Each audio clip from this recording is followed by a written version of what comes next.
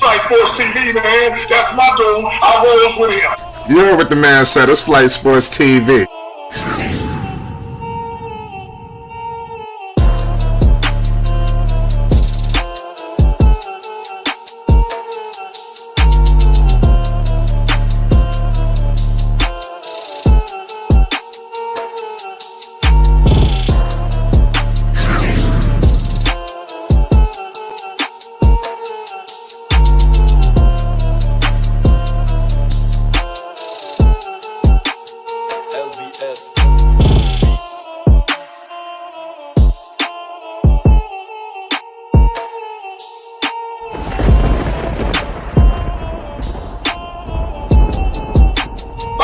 Flight Sports TV, that's where it's at. Flight Sports TV.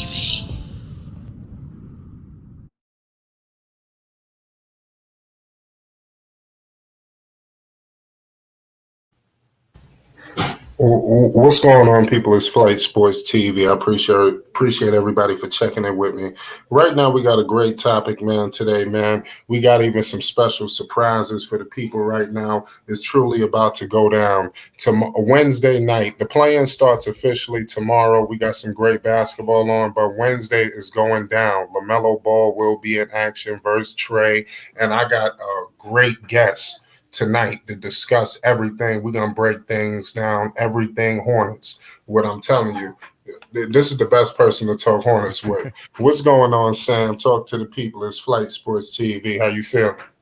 I feel good. Thanks for having me back on. I appreciate it.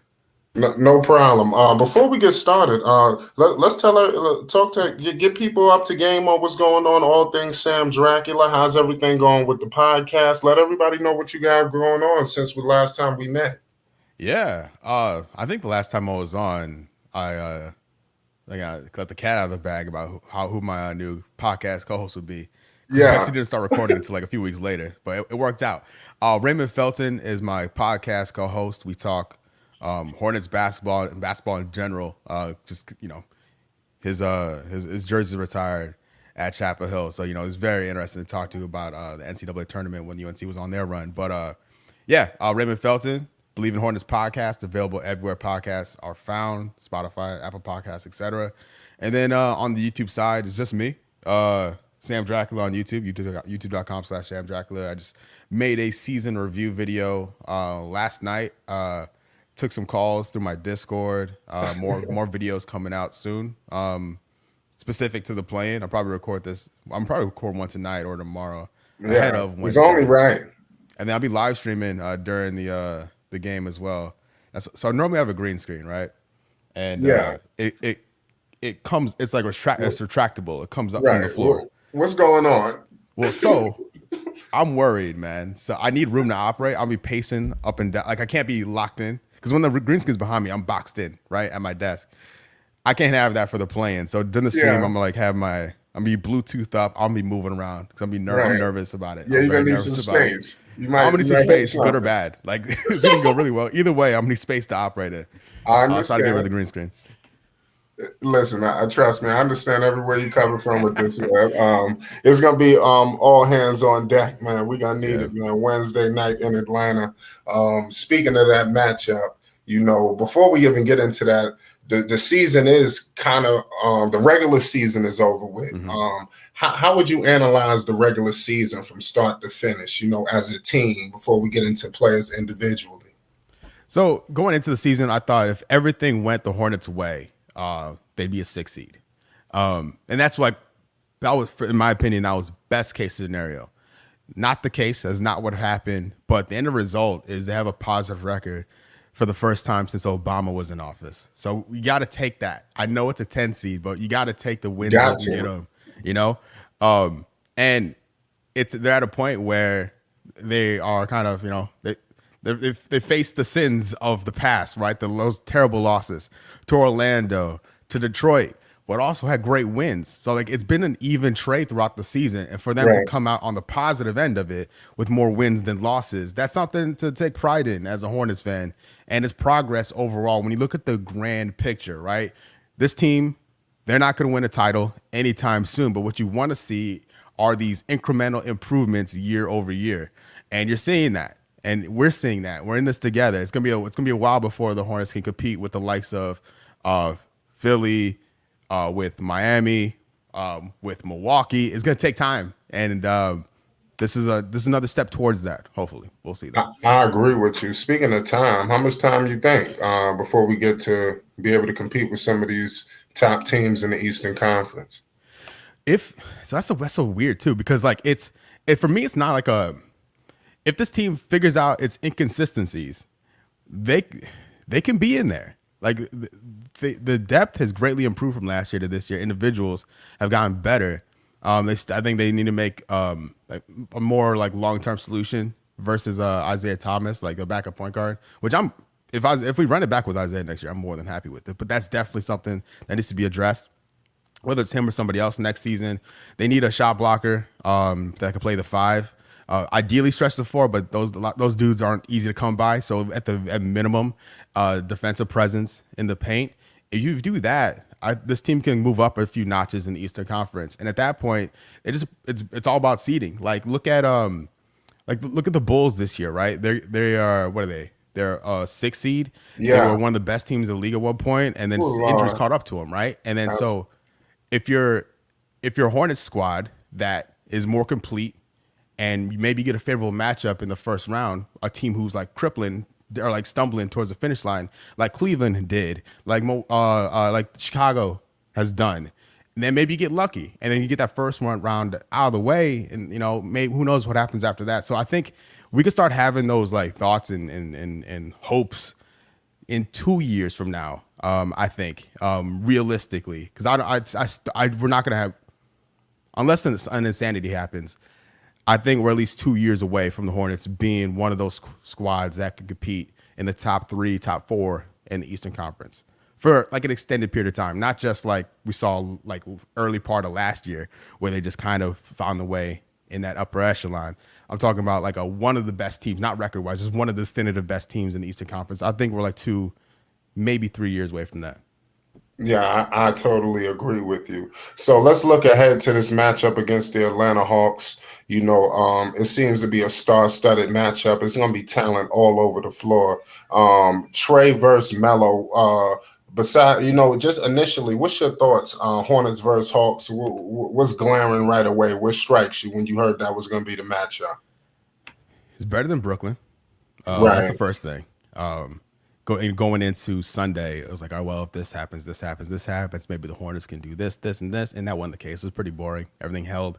And so I'm okay with going to Atlanta. The Hornets have split the series with them 2-2. Both teams have won home and away versus each other. So realistic, like when you look at like, what if the Hornets got a home game? I don't think it would have made that much of a difference given what we saw in the regular season. We've seen the Hornets stink up the joint before against Atlanta. They played in January. The Hornets shot 11% from 3, and it was a bloodbath, right? I was at that game. It's probably my fault. Maybe I'm bad luck, but the Hornets were garbage that game, and they would tell you that too, right? Fast forward to March, they held Trae Young to 9 points. So you have the wild, like a wild spectrum between these two teams. And in a one-game scenario, I have no idea what's going to happen. I think the Hornets match up very well against the Hawks, but I don't know, man. Like, are we going to see the team from January or the team from March show up? We know this Hornet squad likes to shoot. When the shot's not falling, where they turn to? They turn to PJ when they played in March to play some small ball to like really abuse Clint Capella, like abuse that matchup, and that was really effective. Maybe they turn to that. Trez is more like involved in the team now than he was at that point in March. So like maybe that's moved, like gets more scoring off the bench. And I think Trez put up 20 last time they played too. So like they have choices, they have options, but I think it's favorable for the Hornets, but wouldn't consider them the favorites, if that makes sense. Oh no, I'm pretty okay with it as a fan. It could be way worse. Right. Yeah, by no stretch. I acknowledge that the Hornets are definitely the underdogs in this game, heavy underdogs. Atlanta, people are looking at Atlanta to just run wild on them, Yeah. but all season long the Hornets been counted out, and like I said, nobody believed they would get this far. It was a lot of games this season and nobody thought the Hornets would win or even compete in, and somehow they pulled it out. I'm expecting them to shock the world. Like I said, man, I got the Hornets beating the Hawks in Atlanta. I think they're a different basketball team than before. I think they figured things out. But I mean, if you analyze some of these matchups on the Hawks, man, they got some talent themselves. Everybody's just looking at the Trey versus Melo dynamic. Let's just start from beginning to finish on at least that starting five. Who's the five for Atlanta? Capella? If I'm not mistaken, I think should be. I Capella think is he starting. should be healthy, ready to go for the. So what's up with that matchup between Mason Plumlee and Clint Capella? Because we need to discuss some of this. How do you see that faring? At that five position. I think last time we saw Mason handle his business. He put a double up in that game, Right. in March. But again, like you could just go to any other matchups and see completely different stories. It's like, all right, well, just all you can really go off of is like the most recent performance. And yeah, Plumlee played 22 minutes, 12 points, 10 rebounds. Harrell, 20 points off the bench. PJ played some 5. He put up 16. So, I like Capella, but he can be exposed if you run him off the floor. And that's what they did in that game. They went in that game tied in the fourth quarter, Atlanta. This the game in March, and PJ played the center spot and was one of the main difference makers. Man, Capella the Hawks put are up deep. 18. They're He super put up a talented, double. man. He had a double last night against the Houston Rockets. I know that who the heck is the Houston Rockets, but I mean he had 18 and 13. Those are impressive numbers for Capella. I think Plumlee's gonna have his hands full, but I think Plumlee's a little bit more physical than some people give him credit for. He's willing to bang, and I think Capella wants to get physical. I think he'll be able to meet that challenge. I'm with you on that. What's going on with my man Herter? Who's running the 4 position? Who's starting at the 4? Is it my man Bridges? Yeah, so since ever since Or Hayward went out, PJ? it's probably technically PJ. Yeah. PJ and Miles can do some switching on the defensive end, but yeah, I think technically it would be PJ at the 4, and then Miles at the small forward. But it's real interchangeable. That's kind of the beauty of it. With the current state of the Hornets, given the lack of Hayward right now, and then Cody Martin, Jalen McDaniels, Kelly Oubre will be all thrown at whoever's playing on the wing when the time comes. Because having a guy like Bogdanovich coming off your bench is crazy. The Hawks bench is really good. And it'd be interesting to see how the Hornets match up firepower wise from a bench scoring point of view. Right, I totally agree with you. That's going to be a great matchup with Herter. What about Gallo? I like Gallinari dating back to his days with New York. I think my man Bridges just annihilates that matchup, but Gallinari's going to have him all over the perimeter. I think he'll be able to defend with that. I got my man Bridges on that matchup. I think this matchup right here is going to decide the series. I was thinking about this earlier today. DeAndre Hunter. How familiar are you with that guy, DeAndre Hunter? Oh, he's dope. That's what I'm saying. That dude is talented. He's really nice. He's really nice. Yeah. He's good play and defend multiple positions across the front line and perimeter. He's a guy any team in the league would want. Either as a starter or a bench guy. He's nice. Yeah, I think that matchup between him and Terry Rozier could decide this playing. Just be on the lookout. Remember, I said this. I just say crazy things, and sometimes it come to pass. I want everybody to evaluate that matchup. I think that's going to be a serious matchup right there. I think Melo and Trey. I think they're going to really. I'm not going to say they're going to cancel each other out, but I think they both going to have monster games. I think Trey, he knows what's at stake. Melo knows what's at stake.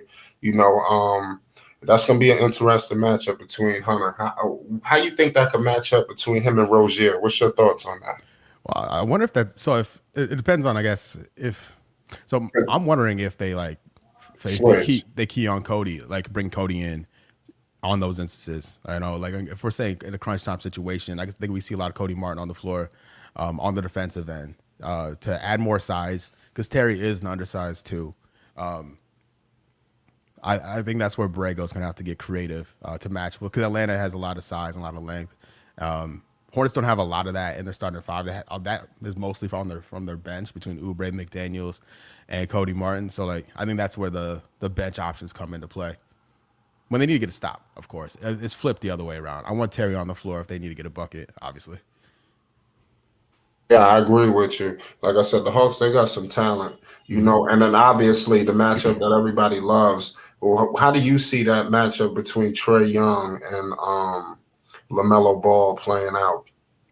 So I think if they're guarding each other, I think both are going to go nuts. Like I think it's going to be a very individually, they're both going to put up a lot of numbers. I think the key for the Hornets is to not let LaMelo defend Trey Young. Like the key is everyone defends Trey Young, and you make the other guys beat you. That's what happened in March. That's why he scored 9 points. Oubre was switching on Trey Young.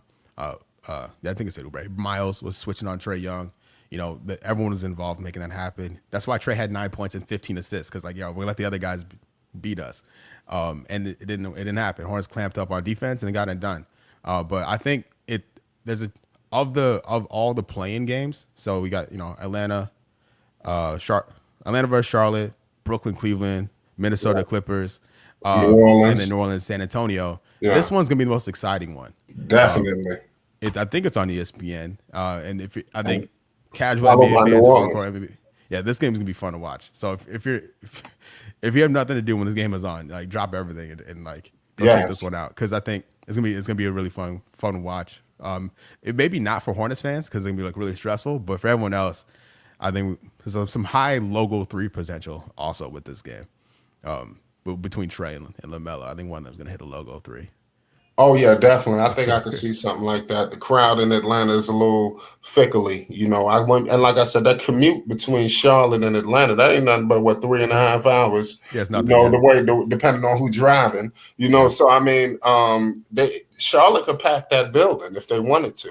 I'm expecting a raucous crowd. I think, man, it's gonna be exciting. Star-studded too. I'm expecting a lot of stars front row. I think Melo gonna come out and shine, man. I'm telling you. Quavo, a lot of people. I don't know who else, but you know how it go. Maybe T.I. It's gonna be crazy, And like I said, I think that's when Melo's gonna play his best. Also, you brought up the New Orleans series, the game that comes on follow right behind the Charlotte one. I'm excited for that one as well. That's gonna be crazy. But let's go to the bench right real quick. What's your thoughts on Bogdanovich from Atlanta? And I'm gonna bring in one of our key guys coming off the bench in Charlotte. Oh, I think he's great. There's a reason like the NBA is so weird. Like the what ifs. Like Milwaukee got caught kind of tampering, trying to get him from Sacramento. I remember that. That was crazy. If he was on that Bucks team, they'd be a lock for the seed again, and they'd be the favorites once again to win the whole thing. So that deal fell apart. Obviously, went to Atlanta. And I think he's a killer. I would love him in Charlotte. Like that's probably the highest praise I can give anybody. I think Bogdanovich is fire. Yeah, Bogdanovich is the truth. I'm not sure where we want to go off. One of our top guys off the bench. You want to roll Cody Martin? Yeah, Cody Martin. Cody Martin's like the first guy off the bench for the Hornets right now. Typically comes in for Mason Plumlee and they go small or like everyone like so. It'd be Mason, PJ, Miles, Terry, LaMelo. Right, midway through the first quarter, Cody Martin will come in for Mason, and then PJ slides to the 5, Bridges to the 4, Cody at the 3, and they give that some run. And then usually like Melo comes out around the 2-minute mark or so for a few, and then they just kind of rotate the guards from then on. But yeah, I think Cody Martin would be the first guy off the bench. I guess just to stay because like that's kind of Borrego's move. Right. So you think he can defend a Bogdanovich? I think Cody Martin could defend like hell. Yeah, for sure. He'll give him a tough time. Like when I talk about Cody Martin, I'm never gonna use the word lockdown defender, but he'll give anybody a tough time. Like he'll contest every bucket he can get in front of. He can run the floor and run transitions, sneak in for a charge, but he'll give Bogdanovich a hard time. Like he's not gonna outscore him, but he's gonna make it difficult for him for sure. Right. Atlanta is got a lot of size on the floor. They got Onike Okongwu. I know a lot Yeah. of us Chino Hills fans are familiar with him. He, like I said, he's bringing some size. Well, how you think he fits? Paired against a Montrezl Harrell. I think Montrezl he destroys that matchup. He eats him alive. This is second year. Was the second or third year playing? Oh, for Okongwu? Yeah. No Yes. disrespect. I think Second year. Trez takes him out. Yeah, he was in the same class as Melo. So yeah, second year. Yeah, and just so issue is Harrell's not the best on defense. So Huh? that's something where PJ I think will come in clutch for. Whenever whether it's John Collins or whoever, like any of the Hawks bigs, or Capella, whatever, like PJ's gonna have to step up when Mason's not on the floor. Because I think Harrell's value is gonna be on the offensive side, doing those screening rolls, putbacks, rim runs, things like that. I think Harrell definitely has experience, and just tenacity. He may get a tech in this one, which I'm here for. Yes. He's gonna turn up. You know how you do. He's ready to go. He's gonna be. Yeah, he ain't gonna know how to control himself. Oh man, I'm excited for it though. This roster needed that. They were limping towards the All-Star break. It sure was. And Harrell, man, he don't play that, so like we need him for this playing. I wish he was on this team last year when they played Indiana, because like if Harrell was on that squad, no way would they have come out that dead against an imploding Pacers team. No way. But yeah, Harrell, like overall, I think would have the advantage over Okongwu for sure. Yeah, I'm with you. So how does this whole series? What about now? Let's go to the coaching matchup. Mm-hmm. Before we go into obvious picks. But let's talk about James Borrego and let's talk about Nate McMillan. I think we all know Borrego, Nate McMillan. He's a hell of a coach. How do you see that matchup going on the sidelines? Besides the people that's on the floor. Man, all due respect to Nate, JB got the best of him last time they played, so I'm gonna back JB. Right. JB made the switch in the fourth quarter to go small and took Atlanta out of commission. So I gotta back JB. And like Nate McMillan obviously is gonna learn from that. He's gonna counteract that. So it'll be on JB to like either double down or figure something else out. But I'm backing Borrego on this one, just because on the most recent matchup that he handled their business. He outcoached him in the fourth quarter. I'm with you. I'm rolling with you. So you seem like you. Oh, did I lose you?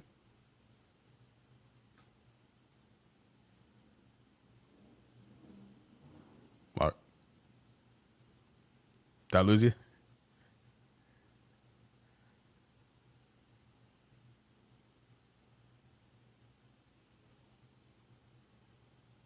Oh, you there? My bad. I had some connection issues. Oh, you're good. I'm My sorry. fault. Yeah. So I was asking you about really, I forgot what I was about to say because I got lagged out. But really, who wins this playing in totality? In your opinion?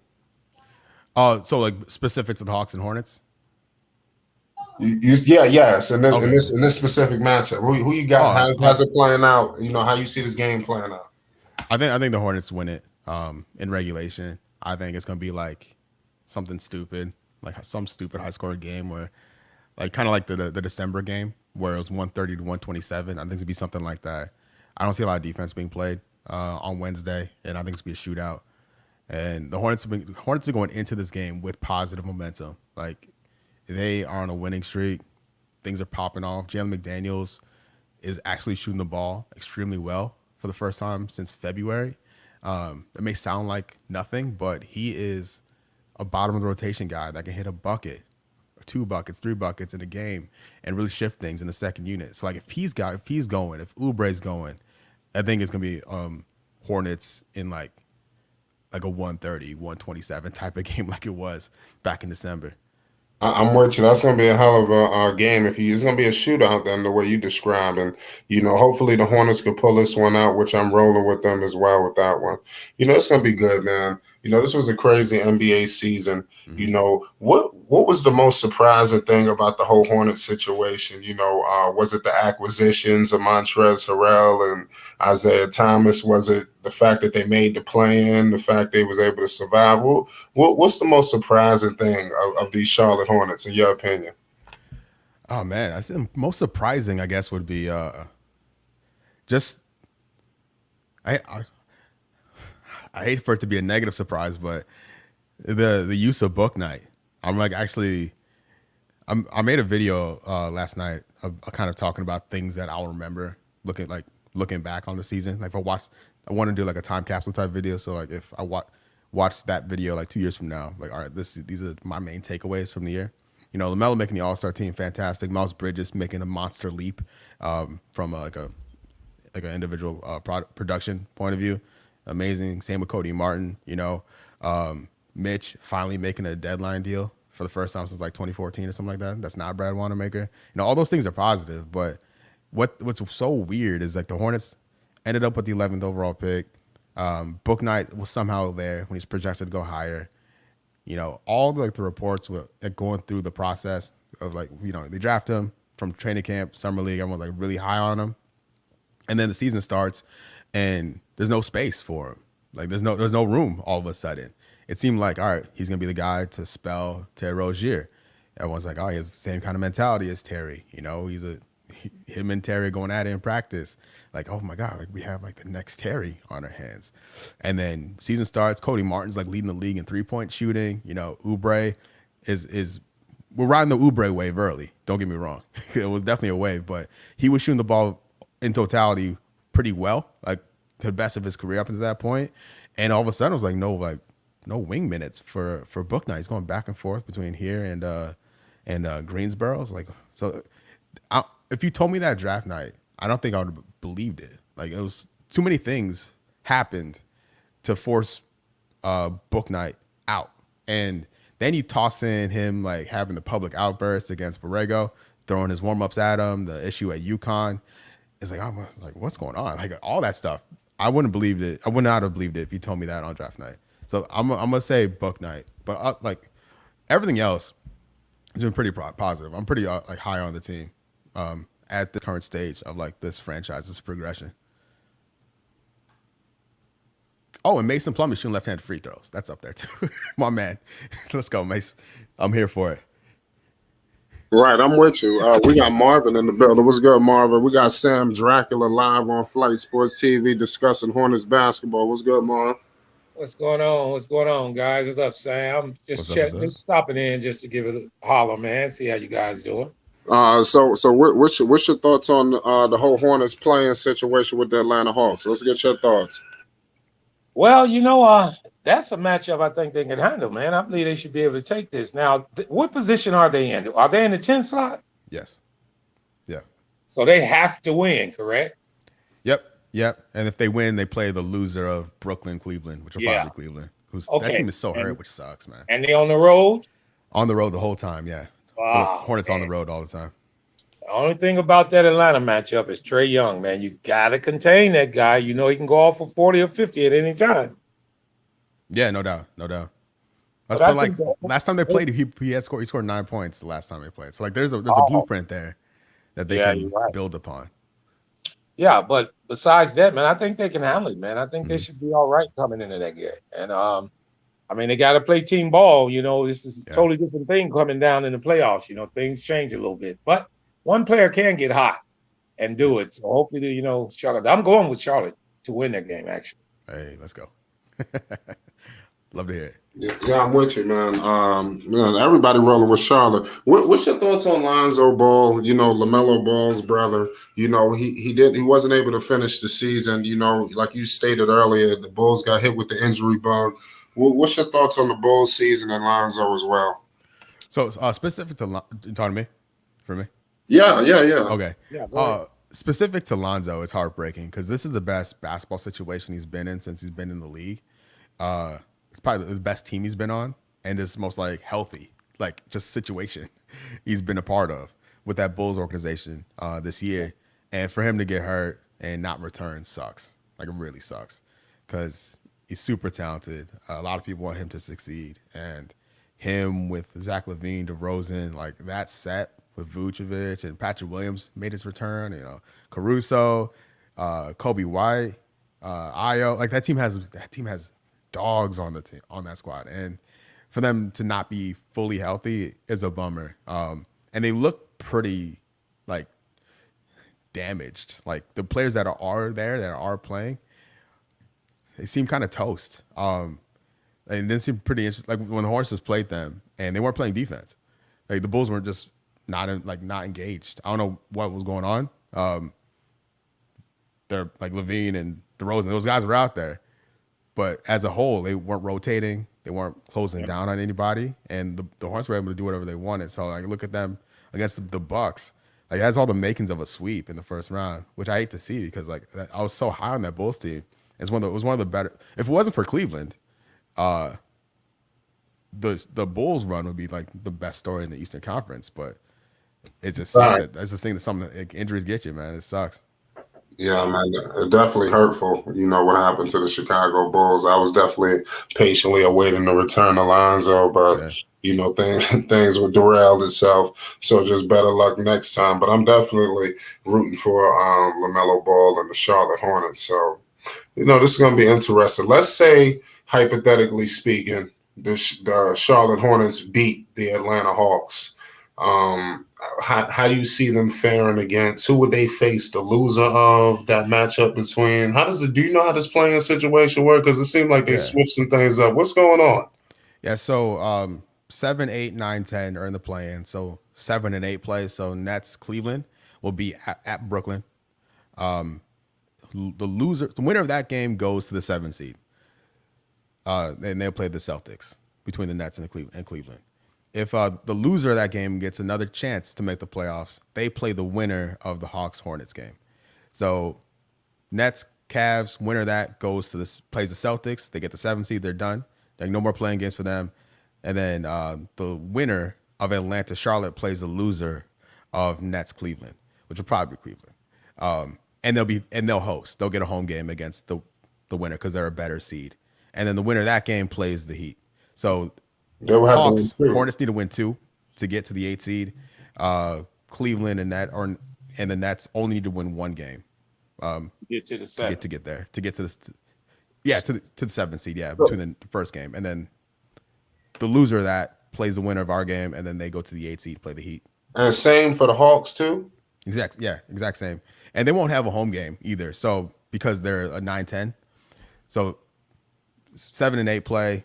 The loser of 7 and 8 hosts the winner of 9 and 10, and then whoever loses between the Hornets and Hawks are just done. It's over with. They go into the lottery and go about their business, and they watch like us, and then they get the privilege of playing the loser of Nets Cavs, and then the winner of that goes on to play the Heat, which is gonna be a tough one as well. So it's a big old boogeyman sitting on the end of this for any team that makes it through the play-in. Right. Gets the 8 seed. So hypothetically speaking, let's say what happens with Cleveland.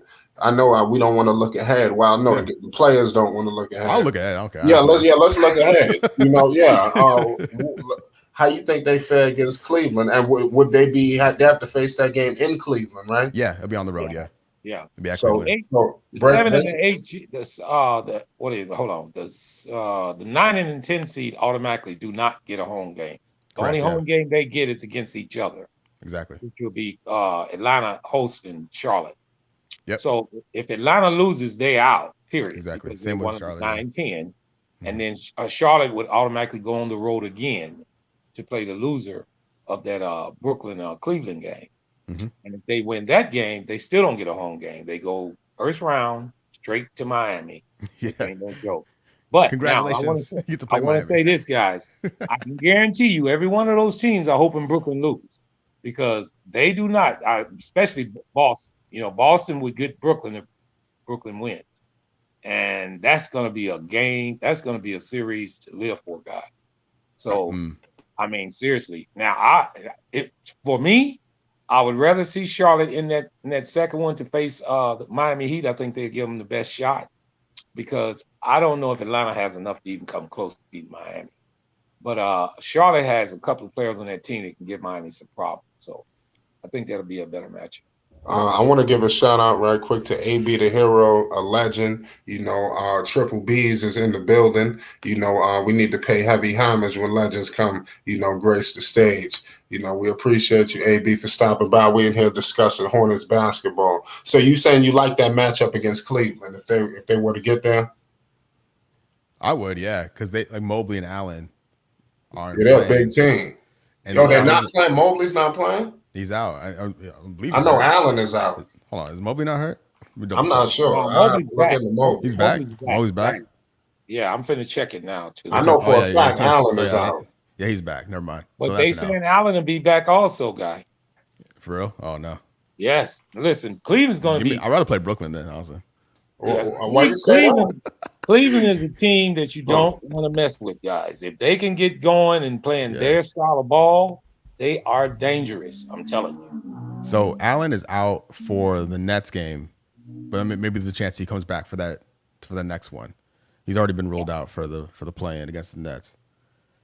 Wow. So if he may be back for the first round if they make it that far, or the next play-in. Yeah, the next play-in. And that's a smart move, I believe. They're not playing him against the Nets in case they figure they might lose and just try to win that second game. I think that's a better shot for them. Oh man. Well, so then if that's the case, that's gonna be really, really difficult for the Hornets.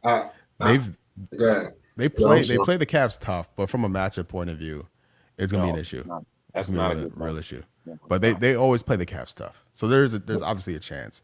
Terry Rozier loves playing against Cleveland too. If you think about it, every team is a bad matchup against Cleveland. They are gigantic. That's true. Yeah, they are gigantic, and if they playing well with Garland, hey, they hard to beat, man. And just think if those guys still had Sexton, they would be something special. Yeah, and like Kevin Love's like a low-key 6 Man of the Year candidate as well. Like one for hero, Kevin Love would be in that conversation strong. So like they got a squad. They got a really nice squad. Yeah, I want to bring up some of these guys. What's your thoughts on Isaiah Thomas? How do you like the way he's made out in Charlotte? Because he's had some bad destinations. He's got the boot. But he seems to find a nice home in Charlotte. Give me your analysis on Isaiah Thomas of his tenure. So there's a small tenure with the Hornets. Oh, it's been great. Like he signed 2 10 days and then got signed on for the rest of the season and. He's been no hyperbole here. I mean this with chest. All right. Since Lamelo's been a Charlotte Hornet, Isaiah Thomas has been the best point guard he's played with. I don't view Devontae Graham as a point guard. Terry is certainly not a point guard. He had Brad Wanamaker and Ish Smith at point guard. Isaiah Thomas is a legit veteran point guard that can push the pace. Like Ish was fine. He was there to keep things floating. That's it. Yeah, Ish was able to just keep things floating. Isaiah can take things up a notch. He shoots the ball with so much confidence and can lead the second unit effectively. And which most importantly allows Lamelo to play off ball, which he couldn't really do before. Because like when Lamelo was playing off ball with whether it was Ish, Brad Wanamaker, Terry, or even Devontae, it just seemed like Lamelo wasn't involved in the half court. When Isaiah Thomas is leading things at the point guard spot, frees up Melo to do other stuff, which is a dynamic we hadn't really had before. So I'm here for it. I like Isaiah a ton, and he's one of the by all accounts one of the nicest dudes around. Everyone loves playing with him. You can see that the crowd loves him, and I know we have one more game, hopefully more than one coming up. I'm more than happy. If you told me right now they brought him back next year, I'd be like, yes, please do. Yeah. My man AB the Hero says I thought he was about to say Isaiah Thomas was the best point guard on the team. Oh yeah, Combination. Yeah, shout out AB. But I was just reading something. Yeah, but he also followed up with you. He says Isaiah Thomas has been clutch. He has been. I think he's going to pay dividends, and I think these guys like Harrell and Isaiah Thomas. This is going to be why you brought him in. Don't be surprised if they do something small, like get a loose ball or hit a 3 or a steal or a block or a dime or something, that swing the tide. You understand? Because these are the type of guys that's going to do that. They've been there, so look out for them. You know, speaking of point guards, you know, because there was some news, breaking news with the Hornets this week. It was all over the airways. You know, I think you know where we headed with this. You know, I think you know where we're going. So, what was your thoughts initially when you heard the news? You know, I thought it was a joke. You understand? Yeah. You know, give me your thoughts. So Westbrook, correct? We're talking about Westbrook. Yeah. Yes. Okay. So a few people a few friends texted me like links to that. Got a few DMs about it. I refused to make a video about it. I'm like, I'm not acknowledging this. Right. To me, this is like around the deadline when the Hornets were interested in Ben Simmons. You know, I think if anything, it's just Mitch Kupchak just kicking the tires, just doing his due diligence as a GM. If it's not the case, and it's something that they are actually interested in, it can't be a basketball move because he doesn't make this team better. If it's a financial move, what's the trade look like if you're planning to buy him out? Like, what players are we giving up for the privilege of buying him out to then sign with that vacant cap space? Like, it's a move to make a move, which I can maybe wrap my head around it, but I don't know if I trust the team to just, let's say they freed up $20 million in the cap space after the buyout, right? After they trade for him. Hayward's gone, I assume, in that deal. And maybe Oubre, maybe Terry, whatever. I don't know if I have faith in the front office to spend that money wisely. And who's to say we're not in the same position 2 years from now? You know? So I would much rather stick with where we're at. You know, got one more year of Hayward and then another year, and that's it. Then Melo's rookie deal is up, and we go from there. It's a hard one to wrap my head around. I saw the Pacers link to him today. I've seen some stuff about the Knicks. Like, the timing of that is really weird as well. Like, the Lakers season, right. And we're not in that time of year yet. And the Lakers are in full like damage control mode, firing Vogel. Yeah, the Westbrook stuff. Like, it's like they're just like people trying to change the narrative around the league versus focusing on the real issues the Lakers had this year, and then putting it on Westbrook and Vogel. So I don't believe the Westbrook stuff. If anything, it's a move to make another move, which I just have to be patient about. Like, I'm here for it. If he was wearing the jersey next season, I'll root for Russell Westbrook. I'll go to those games. I'll be cheering for him. I don't dislike Russell Westbrook, but it doesn't make sense. If we're the Orlando Magic, it makes sense. This team, it doesn't make sense for the Hornets. It doesn't. I have a hard time making sense of it. I got a question for you because you mentioned the front office. Mm-hmm. Hypothetically speaking, like I said, I love good vibes. Like I said, shout out All Access. He's on vacation. We're in the year of celebration. You understand? Let's say, worst case scenario, the Hornets, something go wrong. You understand? Late game. How does that seat for Borrego? What's going on with the front office? Give us your thoughts. You know, I know it's tough for you. You know, let me know give us your honest thoughts. Yeah, so I think, you know, if what happened last year happens Wednesday, I think Borrego's fired. If they show up on it, like if that team speaking my language, you're speaking my language. If the Hornets show up unprepared and uninterested like they did last year, I think you have to make a change. I think Borrego's done a great job to get this team to this point, but sometimes you got to make a change sometimes. You know, look with the Raptors. Dwayne Casey was the coach of the year. They fired him next season and and won the whole thing. So like you have to like separate yourself from your front off. Like Borrego is Kupchak's guy. You know, like he's the only coach for him. Like when Kupchak took the job, he appointed Borrego. Like that's his guy's fingerprints all over this team. Right. But if the most important game of the year, if this team shows up unprepared and uninterested like they did last year, then you have to make a change. You have to. You have to. You know, God, I'm sorry. Oh, no, sorry. Go ahead. I mean, no, go ahead. You could. They can, if this game ends up being a 5-point game that they lose, the competitive throughout all 4 quarters, which is something this Hornets team has struggled to do. All right. If they compete every single quarter and lose, I think Borrego returns. It's like only if they bottom out like they did last year, I think he goes. They have a winning record, or unless like some crazy locker room thing happens I don't know about or we can't predict. I think Borrego is the coach next year.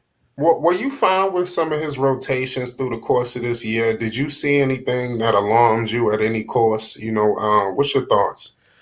Yeah. So going into the All-Star break, we're playing like 8-9 dudes a night. 9 guys if we're lucky. 10 guys if it's garbage time. And then going into this play-in, we're playing like 10 guys. Right. It's kind of the reverse of what you would expect. You expect the rotation to shorten up as the season goes along. It's the complete opposite. And that short rotation, I think we saw a lot of these players get burnt out, which led to that crazy losing streak going into the break. And into like a much needed all-star rest for these guys. And then you saw what they did once they had some like a week off. Like they came out ready to go once again.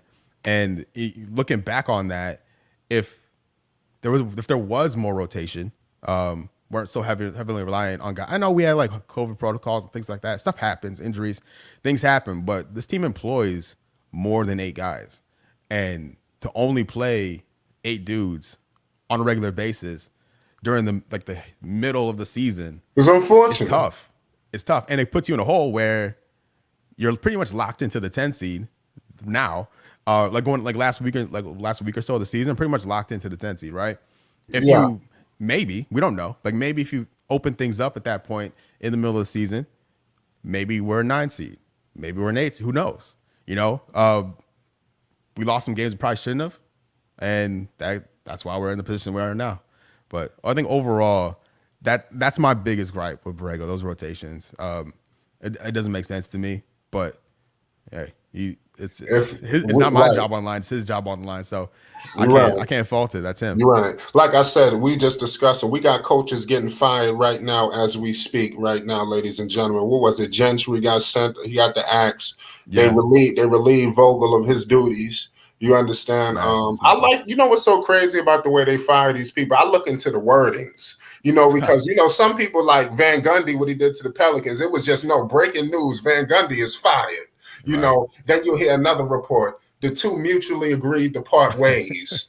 And then you hear today, Frank Vogel was told, breaking news, Frank Vogel has been relieved of all his coaching duties. The Gentry one was weird too. It's funny how the wording is, with some of these situations, but go ahead. I wanted to chime in on something, guys. A little note. I'm reading up on the Hawks. Here's something I think everybody needs to know. The Hawks have not issued an update on Collins' finger or foot status ahead of Wednesday's play-in match against the Hornets. So that might be something really to look out for. If John Collins can play, that makes a big difference, guys. Yeah, not wrong. He's a and that might be something the Hawks are just holding back. Right. Just not to say anything, because John Collins is a big part of that team. Yeah. Now, with 16-8 with him. That's going to be something to monitor. I think that definitely increases our chances. But I want to head back to what we were just discussing, Sam, because I think we was headed to a good direction here. Let's say, hypothetically speaking, Frank Vogel is fired. What's the right coach for LaMelo Ball? You understand? Because he's going to have a contract coming up. Bridges, his contract is coming up.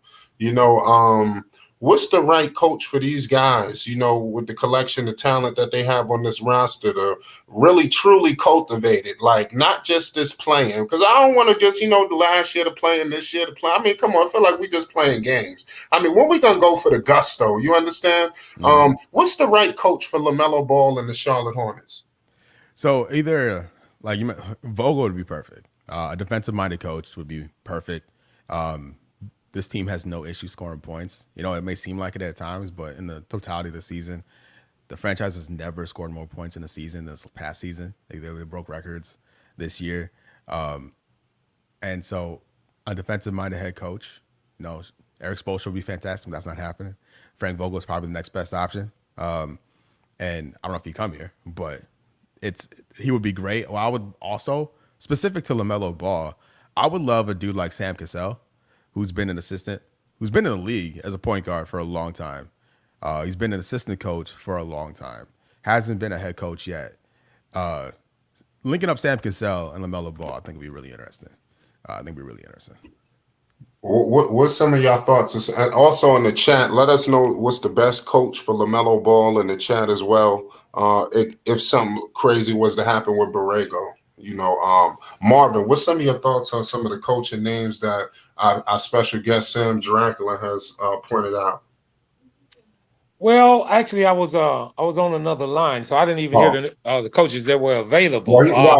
First he said Frank Vogel. What's your thoughts on Frank Vogel, coaching the Charlotte Hornets? Well, I don't know about Vogel. I mean, I hadn't looked at his coaching record, but I don't know if he's. I don't know. I don't know. I mean, I'm not real familiar with Vogel. I'm thinking. I think the most important thing for LaMelo is to build the team around him. If he gets more talent on that team, I don't believe a coach is going to make too much of it, not unless he just comes in and just totally just messes up.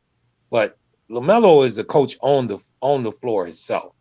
If you can get good talent around him, and I really believe Charlotte, I always thought that Charlotte is just missing one dominant big man, and they can really, I mean, if you look at their record from year to year, they rising each year. Now, picture them with a decent big man, and I think they really can get over the top.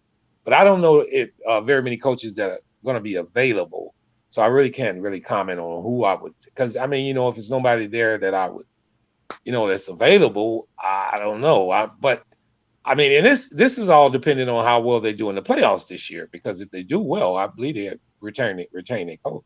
Mm-hmm. Yeah, I mean, that's going to be interesting to see. I don't know. Overall, Sam, outside of the Charlotte Hornets, what matchup, in the playoffs are you most looking forward to seeing? Ooh, I want to see Memphis and Minnesota. I don't know what Josh's status is going to be, but I'm really excited about that. I'm really rooting for Memphis in the West. And Minnesota, who just having this incredible year, like actually incredible year, and Cat in the playoffs seems like a lot could be really fun. On the East side, I'm gonna have my eyes on the Raptors. The Raptors gonna be really annoying to play against, no matter who you are. The switching they're capable of doing. Nick Nurse, they were talking about head coaches. There's a reason Lakers are after him. He's one of my favorite coaches in the league. Fran VanVleet, Anunoby, Scotty Barnes, Siakam. Those dudes are monsters, so I think they could cause some damage in the Eastern Conference. I think those are my main ones. If the Nets are the 7th seed against the Celtics, I think that would be incredible. That could be an Eastern Conference final. So potentially having that in the first round, if they get to that point, would be dope. But Memphis, Minnesota, Philly, Toronto, and then Nets, Celtics would be my main ones. Right, man. I totally agree with you, man. I'm looking forward to that playing matchup with the New Orleans Pelicans and the San Antonio Spurs. Yeah. Also, like I said, even some other playoff matchups. I mean, it's going to be very interesting to see. I think this is going to be even the Luka Doncic. You heard Luka Doncic was walking around with a boot on? Yeah, he had a calf injury in the last game of the year, man. That sucks. Oh, yeah. I thought brutal. Yeah, I was expecting him to run loose. Yep. But I mean, I guess that's not going to happen. It's unfortunate for him, but it is what it is. Injuries came into play. Anyway, Sam, to let everybody know where they can find you on IG, Twitter and everything, things like that, all social media. Yeah, Twitter, Sam Dracula, Instagram, Samuel Dracula, youtube.com/Sam Dracula, podcast, Believe in Hornets, Spotify, Apple Podcasts, all the good stuff. But if you go to my Twitter, @Sam Dracula, you see all the links to all that stuff. Speaking of the Believe in Hornets podcast, our special guest, Sam Dracula, he also has his co-host is Raymond Felton, NBA star Raymond Felton. You understand? He balled out for the New York Knicks, OKC, the list goes on, even the Charlotte Bobcats. You understand? So let everybody know what's going on with the Believe in Hornets podcast, when they tune in. Yeah, so typically every Monday night, new episodes go out. Everywhere podcasts are found. If you search Believe, again, links are on my Twitter. But yeah, Raymond has his last game was the Dame Lillard jumper.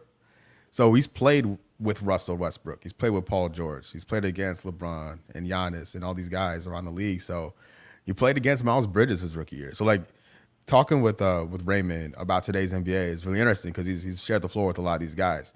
So we talk obviously about Hornets, but when there's opportunities to delve into other basketball topics, whether it's UNC or college basketball in general or just around the league happenings, because I'm talking to him about I record with him like around 9 every Monday night. So after this, I'm gonna get on with him, and we're gonna talk Westbrook. We're definitely talking Westbrook, one of his former teammates. I want to get his point of view on how Westbrook's been treated, because we talked about it briefly. We haven't talked about on the podcast because when I started the show with him, it was like March, I think, or April and March, and like that's when like Westbrook needs to be benched. Like that talk was happening for the Lakers. It wasn't really a good reason to bring it in to the podcast. Now there is with these trade rumors. So we're gonna get into that. We'll get into that later tonight. So be on the lookout for that. It'll be up. The audio will be up later tonight or tomorrow morning. Yes, sir. Y'all definitely be on the lookout for that on all links everywhere. So Sam, I know you're a big WWE guy. Did you are you still been following? Yeah. So I tuned into WrestleMania. In and out. It's a lot. I did too. In and out this year. It's a lot, man. It's a lot. It's a lot of content. I have Peacock because I watch soccer, so like it's easy to flip over and check that stuff out. But I don't watch a lot of WWE specifically. I watch AEW more religiously than I rock with AEW. Like I can't really see it, but I got my Pentagon Jr. figure right there. Oh, right there. Yeah, I know that's what I'm saying. I know you're a big time wrestler. Romero, my guy. I love Penta. But yeah, so yeah, I keep up with WWE through Reddit basically, and then I watch Dynamite and sometimes Rampage, unless something. I don't watch a lot of Rampage. I was able to do. Were you able to see the Stone Cold match? Yes, I did. I thought that was a hell of a match. I was upset that he didn't come back and fight other people. If he was going to have a match, he actually had a legitimate match. Yeah, because I think it wasn't 2 minutes. That was a match. Yeah, because I think he didn't want to let anyone down by calling it a match, so they promoted it as an interview segment, and then wanted to surprise people with the match as a bonus versus them be like, oh, a match is happening, and then let's say he shows up with a bad back and can't really do it. He doesn't want anyone down. It's been like 19 years since he's wrestled, so he's like, hey, let's do it. He was taking backdrops on the floor. It's insanity. I think it speaks to with Edge coming back after neck issues, Daniel Bryan, Brandon Danson coming back from concussion and neck issues. Like, I think it speaks to like how much medicine has advanced in these last few years that these people can make these comebacks after having career-threatening and life-threatening neck issues. I haven't really seen it spill over into real sports, because wrestling you can get around it. You tell the guy you're working with not to attack your neck. You can't do that in MMA or whatever in boxing. Fine. But it's cool that these guys who have like these like horrible injuries and life-changing injuries are able to do what they do again. That's a little treat. Yeah, right. Stone Cold, Johnny Knoxville, Pat McAfee, all those people, Logan Paul, like all the guests, I think killed it. Like you never know. Like Bad Bunny killed it the year before. Yeah. You never know with these outsiders that come in, and they buy in. Even like Snooki, like 10 years ago, was doing cool stuff back when she was like the peak of her powers at WrestleMania. So yeah. It's always fun. That's what it's meant to be. It's meant to be fun. Oh, okay. Well, like I said, man, it was definitely a pleasure having you, man. So I definitely want to let you get going. You got to go link up with my man Raymond Felton. Sam Dracula, a big friend of the show. We definitely look forward to having you again with us, man. It was an honor.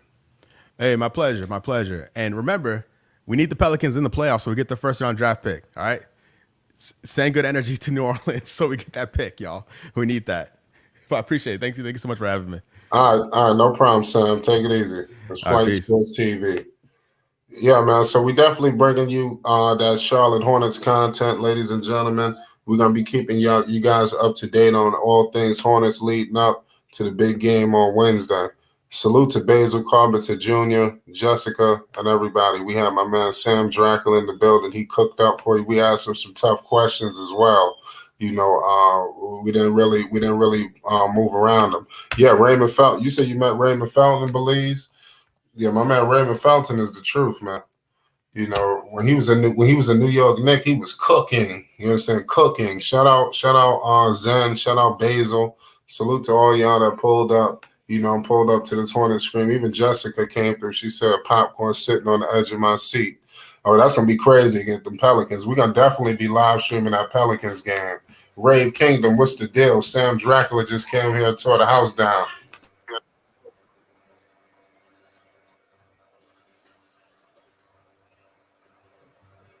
My man Sam Dracula just came through and tore the house down. For the people that's just joining in, we had a Hornets special. Shout out Belize. Shout out Zen. You know, Rave, you good? Your mic all cracking up. I might have to mute you out.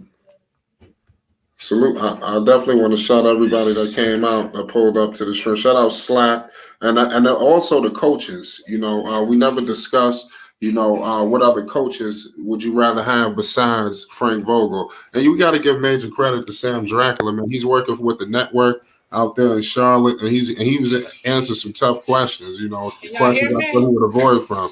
Yeah, Ray, what's the deal? It's Flight Sports TV. Can y'all hear me? Can y'all hear me?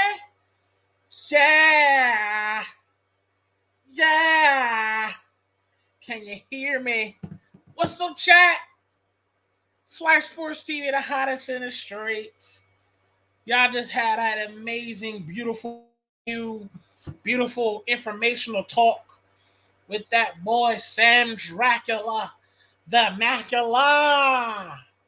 You know what I'm saying? Flash Sports TV, pay homage. Walk down that altar.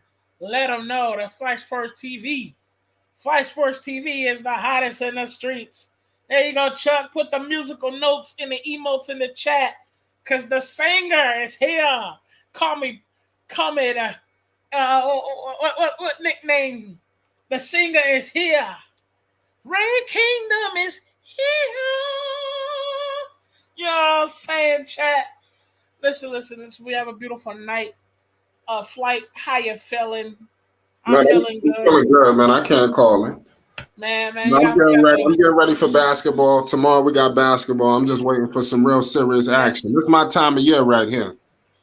Listen, man, fellas, we getting ready for this beautifulness of real basketball.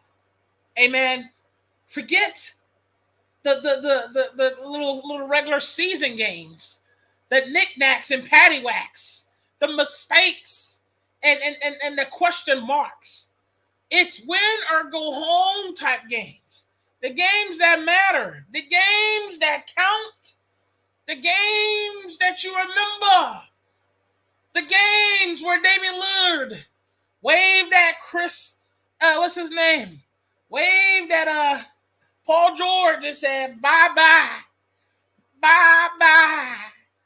The very games when Kawhi Leonard hit the fadeaway buzzer beater on my man Joel Embiid and made him cry. The very playoff games. Oh, this is the very playoff games when LeBron was about to lose to the Spurs, swung the ball out in seconds. Ray Allen hit the shot of shots. The shot of shots. This is when the games actually matter, ladies and gentlemen. This is when the players show you what's going down. Ain't no more mistakes. Ain't no more questions. Because if you don't come to play, man, you might as well hit the hay. Because it's time to play. Okay? This is the playoffs this is when the Giannis. Amen. The chat. Can I get an amen in the chat? This is when the Giannis won his reign. Come on, chat. You cannot tell me the memories that has happened. The gruesome of the regular season going into the playoffs where boys become men and men become kings. That is the playoffs. The things that matter. The true players from the Himalayas. Okay? Y'all don't understand. That's why you get credit when you make it to the playoffs. because a regular season don't mean shit if you don't make it to the playoffs. If you make it to the playoffs, you get credit. You get credit. And who's going to win the championship? That's the question we all ask. Who's going to win it? Because I don't know. Because we got the Brooklyn Nets. We got the Bucks. We got the Suns. We got the Grizzlies. We got the Chicago Bulls. Yes. Whether you feel like they're going to win or not, they in the playoffs too. They can sneak a win. I don't care. What if Zach LaVine but turns into a king? What if Vucevic goes from a little flower into a dandelion? Can I get an amen in the chat? Because that's the truth. You can't make this up. Where big dogs become. Belize, what's good? It's the truth. Salute to everybody. Salute to the chat. Salute to the panel. It's Flight Sports TV. It's definitely the truth, Ray. If you preaching. Hey man, listen. I didn't plan to preach, but if that's what I gotta do, then that's what I gotta do. Y'all can talk all y'all shit all y'all want. Anybody can win. Anybody can lose. Because I've seen the big dogs lose, and I've seen the little dogs lose. You know what I'm talking about. I seen the Suns go all the way to the top, and nobody expected that. I seen the Hawks smack on some niggas. Yes, that's the truth. So Flight Sports TV, you got to pay homage because we're here to talk about it. We're going to give you the information, whether you have your dislikes and likes. We're going to give you our opinions on it. Now let me tell you something. I need to see some C Red in the chat. The Chicago Bulls. I need to see a C Red in the chat. That's what I really want to see. And Bulls going to surprise some of y'all. I know it's the percentages is a little low, but they're gonna surprise you. What do we got? We got the New Orleans Pelicans. What's your question real quick? So you saying the Bulls? What's up? Who's that? What's poppin'? Your mic is coming out. What? That was Belize. I don't know what happened to him. He must be breaking up. Yeah. I just wanted to know. What's good? Salute the Extreme. You can hear me? Yeah. Yeah. Go ahead. I'm in the building. All right. Yo, shout out to the panel, everyone. Shout out to y'all. I just wanted to ask you though. So you saying the Bulls was going to beat the Celtics in how many games though, Rave? They didn't play the Celtics. They played the Bucks. I'm sorry, the Bucks. I'm bugging. I'm still tripping. I think they were supposed to be in the the third. But yeah, there was the Celtics in the second, right? The Celtics in the second. Damn, who they take on? They take on the Brooklyn because they number 2, right?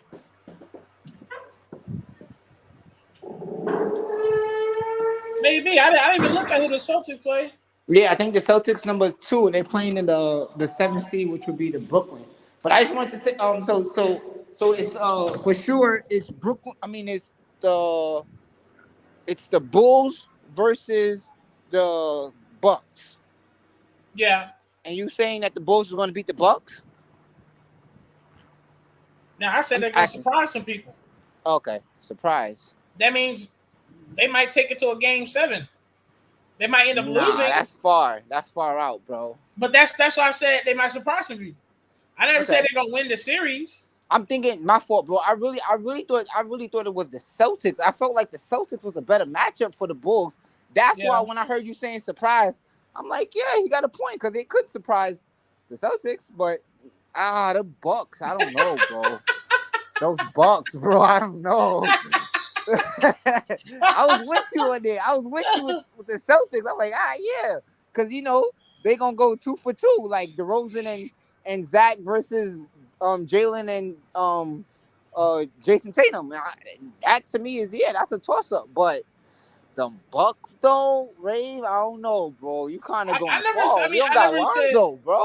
I never said they're gonna win because I Lonzo's know. not there. I'm just Lonzo's not there. I never said they're gonna win. I'm just saying, don't be surprised they surprise you, because at the end of the day, there's still a team that's in the playoffs. That's fair. There's still a team that they're going to want to compete regardless, even though their chances are low. Yeah, but they still have to compete. You get what but I'm saying? But I do want to touch on the headline of the topic though. How with this Hornets and the Hawks, I really believe your boy Lamelo coming out for a triple W with a 40-piece, bro. That's what my spirit telling me. That's what my spirit telling me, because he got his first career triple double on the Hawks, like on Trae Young head already. He didn't get a 40. I'm glad he said that. Chat spamming. Find out. Spam me up about who y'all feel, Hornets or the Hawks. Chat. Hornets or the Hawks? It's definitely my bad. Continue to believe. Yeah, I think it's gonna be the Hornets, bro. And I feel like Lamelo's gonna come out with a big game, like big game. Like I don't know, bro. I feel 40-piece, bro. I wanted a 40-piece all season, and I feel like I might get one. That's my take on that. Do you question James Borrego's questioning in this game? I feel like Borrego at this point right now is nothing less he could do.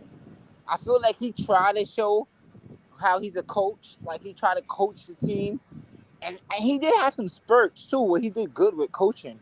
But now that we're closing in at the end of it, you got to live and die by Lamelo. Like, you can't live and die by the coach, because if that's the case, he's fired. Like, I really think he's gonna get fired. But if he lose this, he's done. Because him and the both those teams are evenly matched. They got the same record, so it's not like Atlanta's like way off. Like, you know what I mean? Or like they got the same exact record. They both won their last games. They both been winning these last couple of games. So it really comes down to coaching. Now, is Nate McMillan a better coach than James Borrego? Probably. I must say I got the Hornets as well. This is one of the Ball brothers to actually be in the playoffs as well. But LaMelo actually has the opportunity to actually play in the playoffs.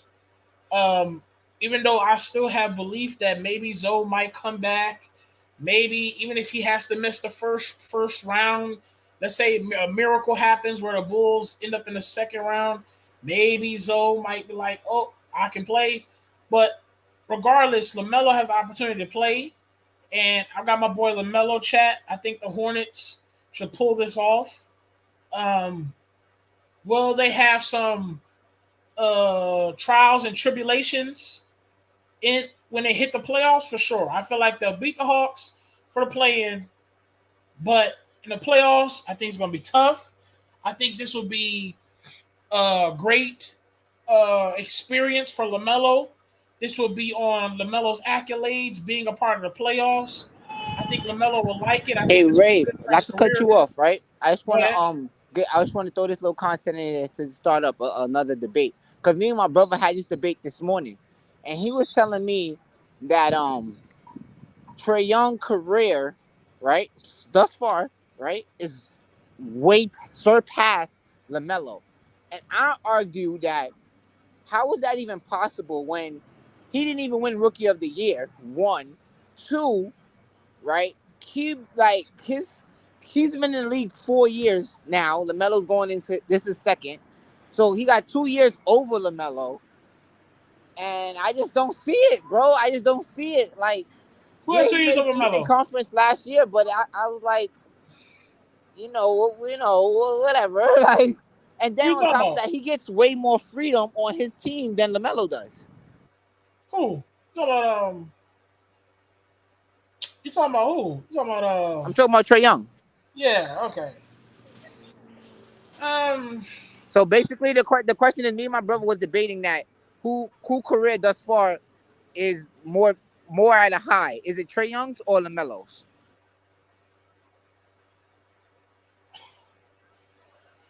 It's so hard because they're ranking Trae Young above Melo, and I'm not talking about us, chat. Relax. I'm talking about the media. The media would rank Young over Melo, but to be fair, I feel like Melo should have the higher upside because what he's already accomplished so far. His first ever, let's start from the beginning. Your first year, Rookie of the Year. Was Trae Young Rookie of the Year to start off his first year? No. LaMelo, the youngest to get a triple double, right? I don't know. I think somebody broke it, but he was carrying the youngest to hit a triple double, right? Josh Giddey broke That it. record, huh? Josh Giddey, he's the youngest now. Yeah, Josh Giddey broke it. Okay, yeah, I knew somebody broke it. So Josh Giddey broke it, but Melo had the youngest to hit the triple double at one point. He was Rookie of the Year, and we're talking the very next year. His very next year, you're in the youngest to be one of the youngest to be a part of All-Star. You're an All-Star now. The youngest to get 300 3-pointers in a career. So I mean, but hold on, let me also say this part too, right? With the difference, because I feel like you skipped. Like, he would have made the playoffs last year. They were the first year in the play-in. They bought the play-in for the first time last year, and he made the play-in. They went to playoffs. Yeah, they went to playoffs. He made the play-in. He made the play-in. They lost to Indiana. They lost. You're right. They lost to Indiana. They lost. You're right. They lost. They lost. Yeah.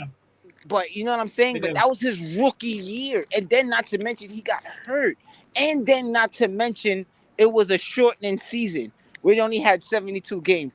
They didn't have I skipped to prove a point is no, I'm just saying. I'm just saying my whole point is, to make a long story short, every year he's accomplished something so far of his career. So where he's headed at, where his trajectory is at, he's bound to accomplish another thing for the next year. For the next year, who knows what next year has to come? You know what I'm saying? He might be MVP next year. Who knows? My biggest thing though, like I always say, when they compare, even when they do the job compares to LaMelo, right? It's like, I feel you and I hear y'all, right? But it's like the coaching and the organization has to play a role in that too, because he's not getting this freedom like other players are getting at his age, at his position, to do what he needs to do. Like, Gordon, they're really saying Gordon Hayward's the best player on the team. Like, they really saying these things out. Like, they're just coming out from the management. Like, you know, and it's like, wait, what? When was the last time Gordon Hayward was an All-Star? Like, wait, when was the last time he even was healthy for a whole season? Like, what are we talking about here? You know what's wild? You know what's wild? He ain't getting the credit because it's just politics, the game within the game, and the fact that it just, they don't like how when these Ball brothers succeed in any type of way. For me, look, here's my thing. Here's my really thing on it. When they put LaMelo on the bench, when they first started, I was mad. I ain't gonna cap. I was furious about it. But at the same time, they used the excuse. I think a lot of people try to throw like, hey, I feel like he should learn from the veterans slowly so he doesn't start off too crazy and work his way up. I mean, okay. I mean, you want to throw that the ugly excuse, whatever. I mean, it's actually a horrible excuse, but it's actually a valid horrible excuse. It's valid, but it's horrible, right? So let's say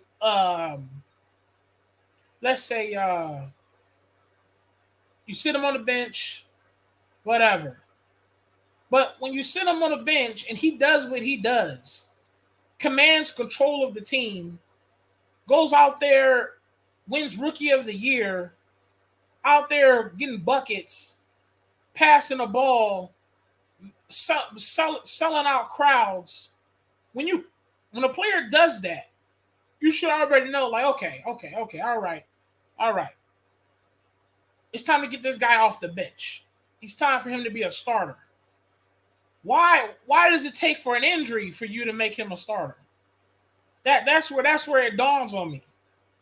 And then the next year, I'm thinking, okay, he was laughing it up with Lamelo in off season.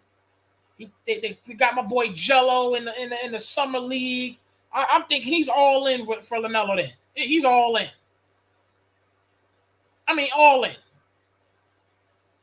The man, Lamelo has proved he is the guy for the team. You're the coach. And then you still want to have a chain around his neck? Because you want to have a little bit control still? You want to do it your way still? I don't get it. That's where it just, like I said, that's where it dawns on me. That's where it confuses me. No, Brazil, I did not say LaMelo could win MVP. Good God. I hate when you say something. They think you said something. I said that LaMelo, a year after year, is so far accomplishing something. So let's say LaMelo wins the MVP. That's what I said. Let's just say he accomplished another thing. Let's say he gets MVP next season. He's on a trajectory of accomplishing things. That's what I'm saying. He's a higher. I'm not saying he will win the MVP. I never said that. Hey, people can't hear. Like, come on the panel and you can hear what I said.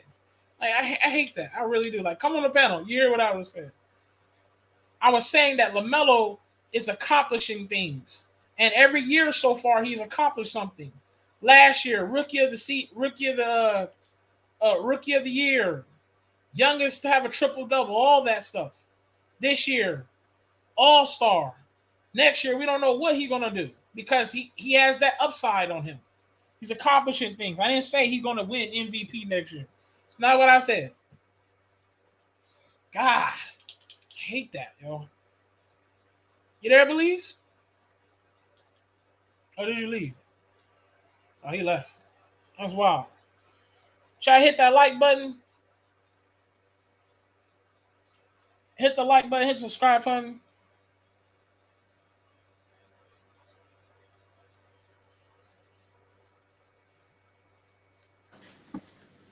I'm here, guys. Just give me 2 more seconds. The Rave just said LaMelo could win MVP next season. LOL, I don't think he really means it. He's just making a point. Okay. All right. Making sure I don't. Okay, my bad, Brazil. Or Basil. My bad, Basil. My bad, chat. Because it's like every time I say something in the panel, it's always like Rika screwed in the chat. And it's like, that's not what I said. But yeah, Basil, my bad. But I'll just give him credit to my boy LaMelo, y'all. He's a star. He's proven that he's ready to accomplish things. And I feel like this Hawks game is going to be a serious game. And here's my thing: that Hawks game, I think LaMelo already had that experience of losing. Like, remember they made it to a play-in, but they lost. And I think LaMelo is he wants to be a winner, man. They're winners. All 3 Ball brothers are winners. They don't like losing, bro. Like, that's one thing you can never, ever take away from Lonzo, LaMelo, or Jello. They want to go out there and win, yo. Not only want to go out there and win, they want to be successful. They want to go out there and like, do their thing, man.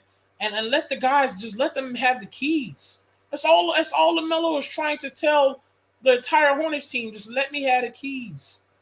Let me run. Let me do this thing. And we're gonna get it rocking, bro. And I feel like, bro. I wish organizations would understand guys, people like that. For example, my Baltimore Ravens, Lamar Jackson. We let him do him, right? They let him do him. But he fully don't have the keys. He really don't. I'm going to be honest with you. Because Lamar Jackson, they still don't want to give him the necessary wide receivers to be better. Yes, we have some good wide receivers, as in Hollywood Brown, but we can use another good, solid number one wide receiver. They don't want to invest in that. Our offensive line, I mean, he has to scramble for his life because we don't want to invest in linemen. So it's like, if you don't want to invest in like we don't want to invest fully into Lamar, that means we're not giving him the keys to let him just not only do things, let him control it, just believe in him as a leader. So that's the same thing. That's the same thing with the Ball brothers. That goes with Jello, Zoe, and Melo. Just let these guys. What happened? They came into the league, right, with too much power, and with that being said, it kind of shook everybody up. I mean, if you got Magic Johnson high praising Lonzo the way he was at the time, and also let's keep in mind, I mean, I don't like to talk on it, but remember, Magic and Kobe was trying to buy the Lakers also at the time when Lonzo was coming in, and they wasn't trying to give that power over. Like, they wasn't trying to shift that power over. And Lonzo being LA kid, like, it was made for him, and they refused it. They did not want that power. Johnson wasn't against the Lonzo power. Huh? Magic Johnson wasn't against the Lonzo power thing. I can't hear you. No, I'm saying Magic Johnson, Kobe, they're all pushing it for it, but Jeannie Buss wasn't. You know what I'm saying? She wasn't the one who really was behind the Lonzo train, because if she was, I think it was Luke. It was more Luke.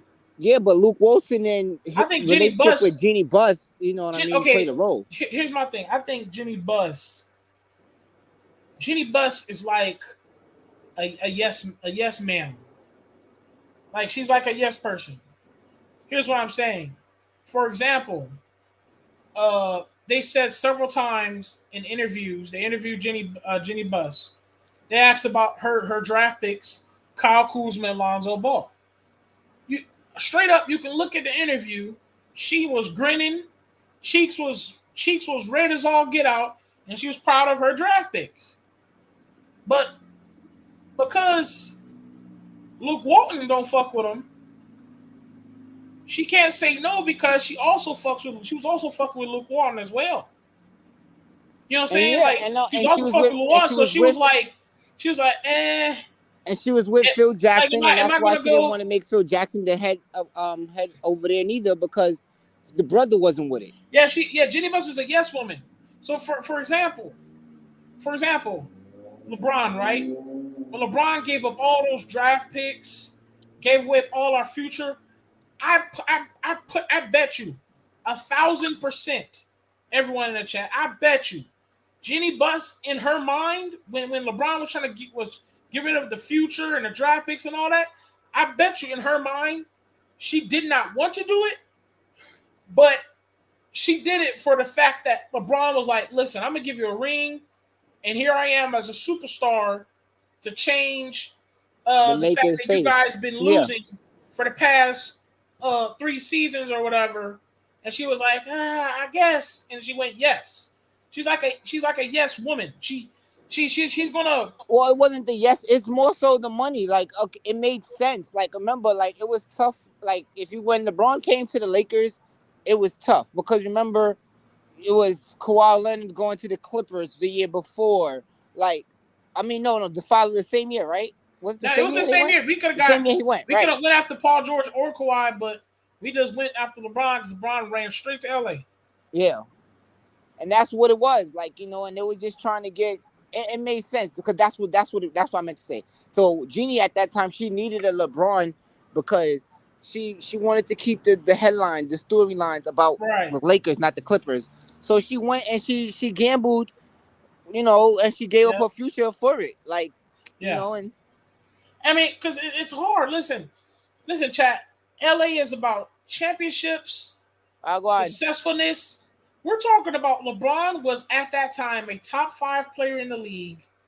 And not only was he a top 5 player in the league at that time, he just came off of winning championships up in the in the Eastern Conference. And he's a superstar. Listen, Kobe retired. We got a bunch of young cats. We haven't won anything yet. The young cats still got to develop. So LeBron comes in like, listen, here, I'm the superstar. Y'all have not done any. Y'all have not won any championships in the last 3-4 years or whatever. So, listen. We're gonna have to clean ship now that I'm here. She may not. I bet you she did not like that, but she couldn't say no because that was a superstar at the time, a top 5 player in the league, and I'm pretty sure LeBron promised her a championship. I'm pretty sure. So, when you can't, it's kind of hard to say no when you run a organization, the Lakers organization that's all about championships and beating people and being dominant. So it's hard to say no. And I bet you she did not like giving up all that futures, picks, players, all that. It's crazy, man. I think it's definitely something to talk about. I don't know. I feel like the Lakers can. I think the Lakers can fix things, but in order to fix things, they're going to have to do something that they're not going to want to do, and that's. I think that to me, I feel like you might have to get rid of Bron. I believe that. I think you might have to give up Bron. Get rid of Russell Westbrook. I don't know if you want to keep AD or not. I would keep AD because he's still young enough. You get I don't know what trades you can make. They say if you get rid of Bron, I would do. Damn, I would trade.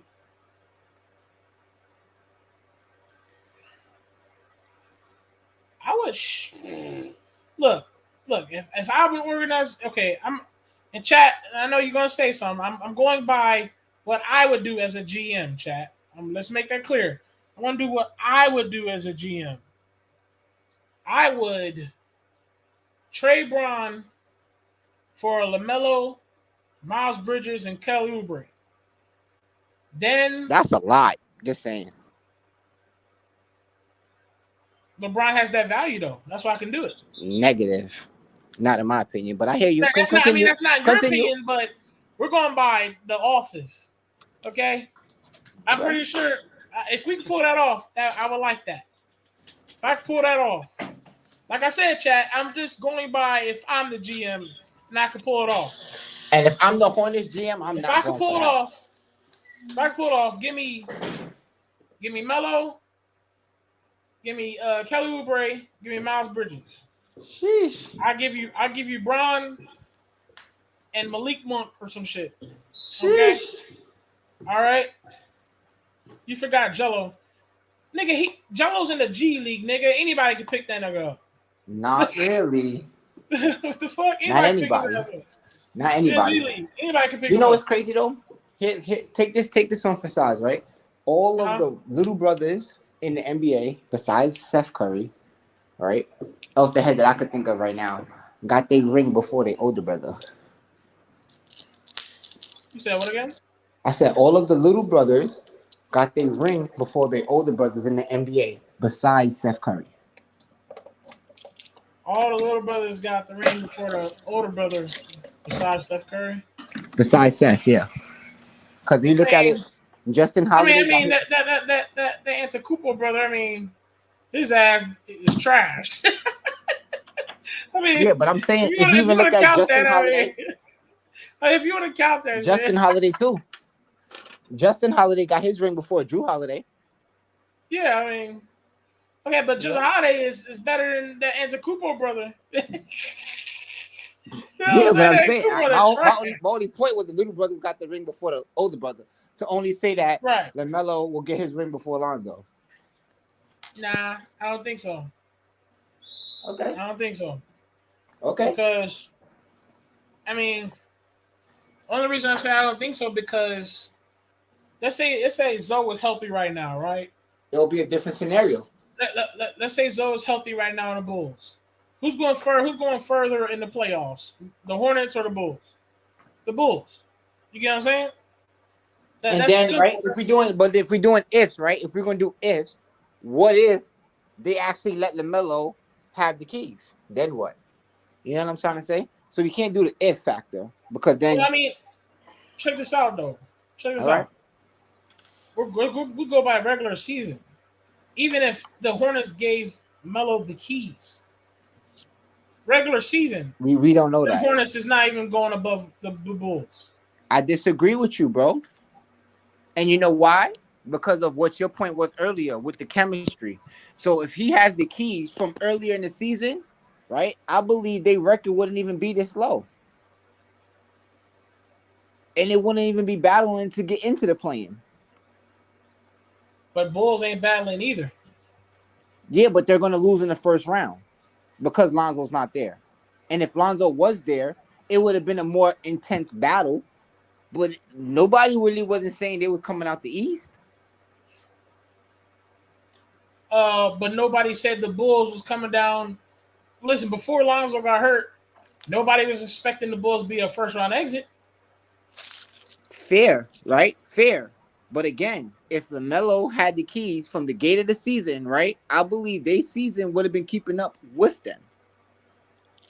Listen, we're doing ifs though. We're just doing ifs. No, we're doing ifs. We're doing ifs. Yeah, we're just doing ifs. Right. The Bulls have more experienced players that is talented. Then again, right? Hornets are talented, but with less experience. And that's right there, right, is the reason why I will also give them an edge because of the fact, right, that like LaMelo said at the All-Star game, ain't no scouting report for me, bro. Ain't no scouting report for me. So with them being so young and so unorthodox, it's hard to say what you really doing with them. It's hard to really scout them out. If LaMelo have the keys and he's just doing what he's seeing every game and he's taking it game by game, literally, it's gonna be hard to out them. Okay, I'm gonna get you with this one, right? Yeah, let's go. Let's do it. I love it. Just like you said, LaMelo get the keys. We're going by ifs, right? So we seen what the Bulls are doing, number one in the Eastern Conference, and that was without Zoe having the keys. So let's say Zoe controls the team fully, as playmaker, and defender, as keys. Jesus. Now, we're talking about Melo as the keys versus the Hornets, or Zoe versus keys with the Bulls. See, now that's a whole different topic that I like. That's hard. You get what I'm saying? If we're going by ifs, this is why I say that the Bulls are better, because just like you're saying, Melo has you got me, Rave. You got me. They can drop the Bulls off. So what if they say, okay, Zoe, we're going to give you the keys to be nothing but the playmaker and the transition player that you are, and run it up on the court. Fast break. I can't argue that. And Zach LaVine.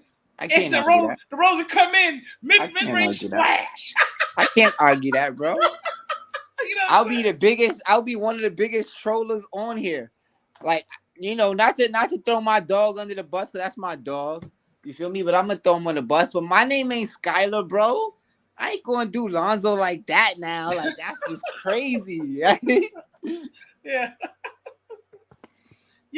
man. And you know what's crazy, bro? The beautiful thing is, though, this is why I love all three Ball brothers. This is why I don't really like when people talk down on any of them, because we all sit here and can agree that what if Melo gets the keys, look how beautiful that bitch is going to be. What if Zoe gets the keys, look how beautiful that bitch is going to be. So you clearly see the potential in these guys. You clearly see the potential in Zoe. Why do you see the potential? Listen, why do you see the potential in Zoe? Because he's a tall point guard. His ass is pretty fucking fast. He has more athletic abilities than you think. He can shoot his ass off now. We're talking a player that has the 100% capability of reading the floor and one of the top-notch perimeter defenders that we could ever speak of right now. Then we got Melo, nothing but the charisma of an outstanding all-star. He just got that bling of a star in his eye. The guy is ready to just. I mean, he's fancy, ready to show off, ready to challenge, ready to attack. He can pass just as good as Lonzo, and he's already accomplishing things as we speak. All-Star Rookie of the Year, and Jello. We haven't seen him in the NBA yet. But his ass is getting 1 minute per game in the G League, and that 1 minute per game, guess what? Splash. And it's drawing fans. And it's drawing fans. Every time he touch the ball, splash. That's all you ever hear. What did Jello do? Splash. Hey, Jello got 5 minutes a game. What did he do? Splash. You get what I'm saying? So this is why I don't like when people tear down any of them. Because you know good and well the potential in each one of them, bro. You can't talk shit about Jello's jump shot. He is a sniper. You can't talk shit about Zoe's IQ and defensive, all of that, and the hard, dirty work that he puts on the floor. You can't talk shit about Melo and his flashiness, and he's ready to be a part of the big dogs. Come on, man. You can't talk shit about these dudes. Hold on. Let's get back into this real quick. I just want to ask, right?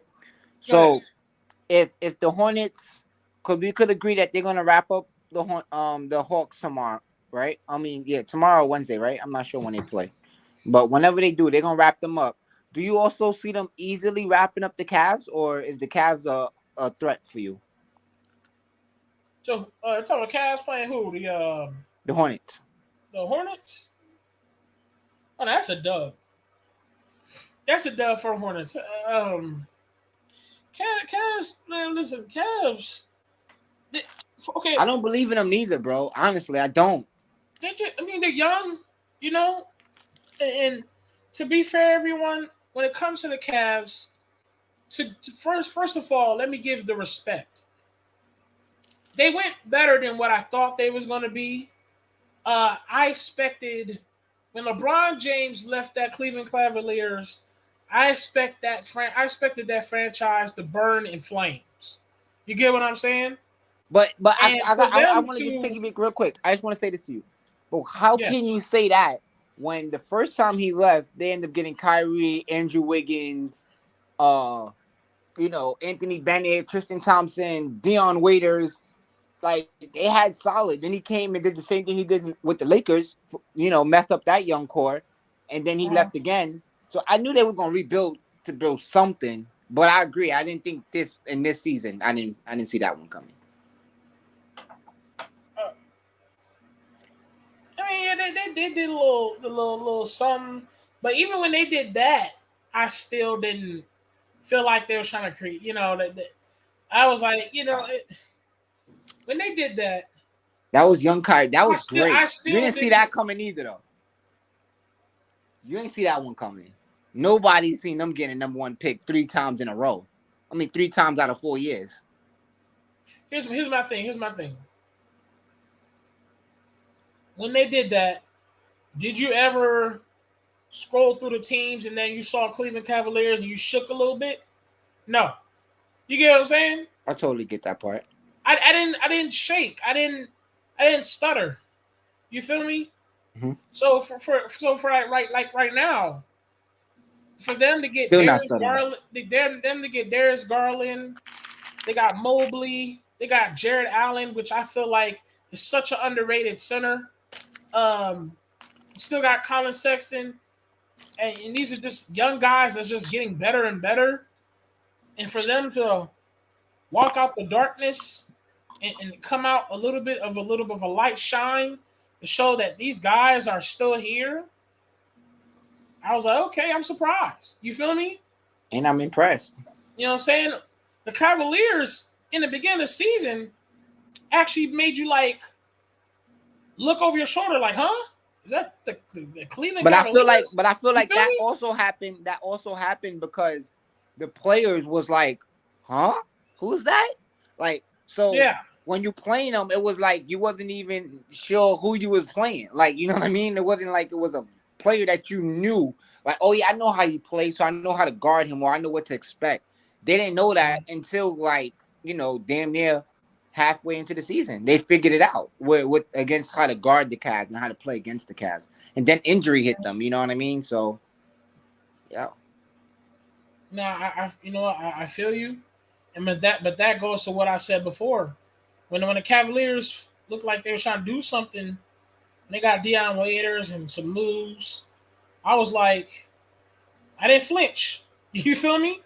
Yeah, in because the beginning of the season, when them Cavaliers was getting some wins and they was hosting the All-Star weekend, they just doing their thing. I actually looked over my shoulder like, huh?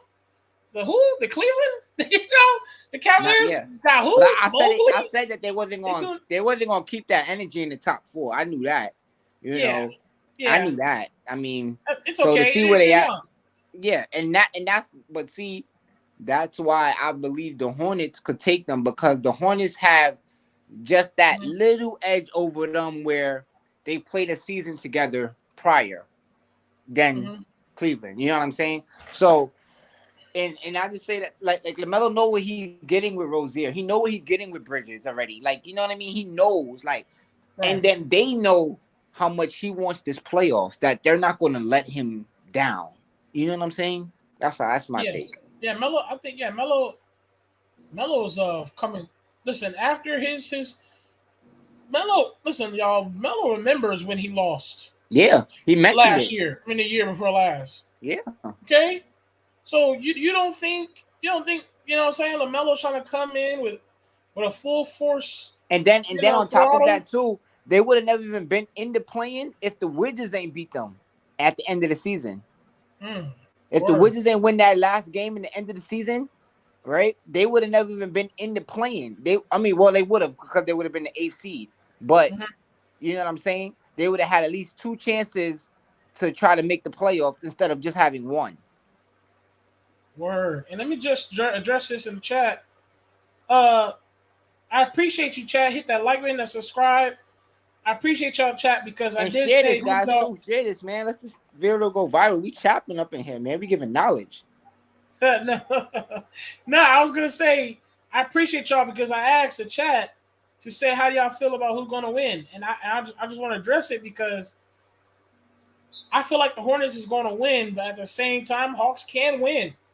You know, the Hornets has failed before in the play-in. I feel like this is a better Hornets team. I feel like they're going to, come off their mistakes and do better. So, I feel like the Hornets going to win. I see some people in the chat saying the Hawks going to win. I do believe Hornets going to win. So, we'll see, chat. I think tomorrow's going to be beautiful. I do believe also, just to throw another back in context with this, I do believe it's going to come down to coaching, bro. Because Nate McMillan is not no scrub, bro. He's a great coach. Great coach. And I feel Borrego, he feels like he's too much like Pop, and he's not Pop. He needs to just find his own identity. He needs to just try to go away from that playing 12-man rotation or a 10-man rotation or whatever it is that he's been doing lately. He needs to just stick to what stick to the players, bro. Stick to the core. Like, I don't know. It's tough. And play them with the right minutes. Like, I feel like Cody Martin gets way too much minutes, bro. He's a bum. You think he gets too much minutes? I feel like he gets too much minutes, bro. I would rather book night over him Like, give him no minutes to give all the minutes you give to him to Book Night. Whoa, okay. Over Book Night? Okay. Yeah. He's a bum, bro. I mean, Book Night. Everybody know how I feel about a book at night. Everybody know how I feel about him. Well, how do you feel about Book Night? Because I don't know at this point. Like I said, a book at night. I mean, that explains it all. What? Meaning put him to bed? I felt like dudes put a lot of hype towards his name. All right, so hold on. Listen. He was, New York. All right, so, good. Niggas about to hype his shit. I respect it. That's what I was asking next. Did you see him play in New York? Like, did you watch him? Not this much. kid is nice, Not bro. Not this much. Kid is, bro, listen, this kid is I nice. put it like this. I heard because I watched some highlights. That was because he was drafted. I did get, let's say, educated on the fact that he got a mean streak to him, and he could ball out. And you know what I'm saying? I heard he can get a bucket. You feel me? Book night right now is in a position that they probably would have wanted to do Melo last year if they could have. That's how I look at it. Because Book Night, I'm not trying to say he as good as Melo, but he could definitely complement Melo. Definitely. Especially if y'all not playing Jello, Book Night could be the... Bro, they're young. Let these young boys run. Let them play. So, I mean, what you doing with Terry? Is Terry doing this thing? But like I told you, like I said, right? Pack Cody Martin up. Get all his minutes, give it to Book Night. Pack him up. I was saying that from the beginning of the season. Because this will also mind fuck me, right? So you feel like it'll add more shooting? Yeah, and it will add more young and more youth. People that could run up the court with Melo, keep up with him. But here's something that mind fucked me, right? The Hornets had both those brothers on the team for all of those seasons, like 3 seasons. They had that was and Cody. They finally got rid of one of them. As soon as they get Jello in the G League, they get rid of the other brother, right? And then don't put like that, yo, bro. So what is the logic there? Because you played with 2 brothers on the team before, and they didn't do half the shit that Lamelo and Jello could do. Right. Oh, that's a good point. That's like, a good point. What's really the point? Like, you know what I'm trying to say? Because both of them was on the team. Especially Caleb Martin, he didn't do shit. Bruh. He didn't do shit. Bruh. And then did you see that crazy pass that Cody gave? I mean, that Lamelo gave to Cody. He missed the shot. Are you serious? I feel you. You have a point. And then here's my thing. Hold on. The Twins is like what? 6'4", 6'3"? Mm-hmm. They're not up there like 6'6", 6'7". So what's the difference between them and Jello? Jello got chemistry with Melo already. Why are you keeping these? That was mine. You know. Here's my thing too. Jello. Say what you want about him, but he has a perfect design for any team. Why? Because the nigga is catch and shoot. He's going to run the floor. He has no issues with passing the damn ball. That's one thing we can say about the Ball brothers. They have no problem passing the ball. They pass first. Each one of them. Nobody. They have no issue with passing the ball. So they play like a team. And one thing you know that Jello's going to run, hit the corner for the 3, or he might run and get you a dunk, whatever. So I don't get what the issue is. I really don't. And that's the thing too, because like especially when you need some shooting. And then when you watch Jello play, he's always the first one down the court every time. And if you watch how Melo plays, Melo's always looking up the court. Mm-hmm. So it's I don't know. It's maybe for next season. And if it is for next season, this is my take on it, right? Is because Melo contract will be up in 2024, right? So it's like now next season, going into his 3rd season, they're going to start trying to like, all right, we got to keep him happy. So then they're going to let Jello in. That's my opinion, though. So you think next season They're gonna let Jello in. Explain, Nick. You're gonna see a random be like, oh, you're gonna hear a random moment breaking news. Hornets. Now it's gonna happen over the summer. Because what Melo did, especially with the slam, he kind of already let them all know what it is already. So going into next season, you talking about when he let everybody know? Okay, yeah. Yeah, so going into next season, they giving him the keys off the gate. And this is the part that also scares me, is that Rozier contract is up, and so is Miles Bridges. And those are his guys. And so is Rozier's. And those are his guys. I mean, not Rozier, Montrezl Harrell. Those are all his guys. Can I get an amen, chat? You feel me? And they all his guys. So it's really curious to see what kind of contract they're going to sign. Because now, if you even get them if you lock them in on a 4-year deal, right? And that 2023 year, they're getting big money. Then 2023, you can't even max Lamelo really, because you got to talk about that calorie sack. That's cap salary. You know what I mean? The cap is cap. You know, the cap is cap. Right. Oh, God. You feel me? Cap So is always cap. I'm very interested to see how it play out. But I feel you. I totally agree. Chat. I want y'all to know this is crazy. Because the truth is, we about to watch these games. The playoffs is here. The play-in is here. I heard people say the Hawks is going to win. Well, how you feel about the Western Conference? The Western Conference is Hold on, we got somebody on the panel. Let them jump in and let's take real quick on it. Who's here? Who's in the panel? Shout out to Flight Sports TV. Hey, I say, who's here? I'm not on my laptop. Go ahead. Go ahead. Oh, okay, yeah. Shout out to Flight Sports TV, first of all, for giving us a beautiful opportunity to come together and discuss these matters that pertain to a lot of our interests. Shout out to the panel. Shout out to the chat for the courageous chatter. And you already know you're rocking with the best. Flight Sports TV. You know what I'm saying? It's the hottest shit in these streets. And you guys got to recognize that and appreciate what this man is bringing forth today.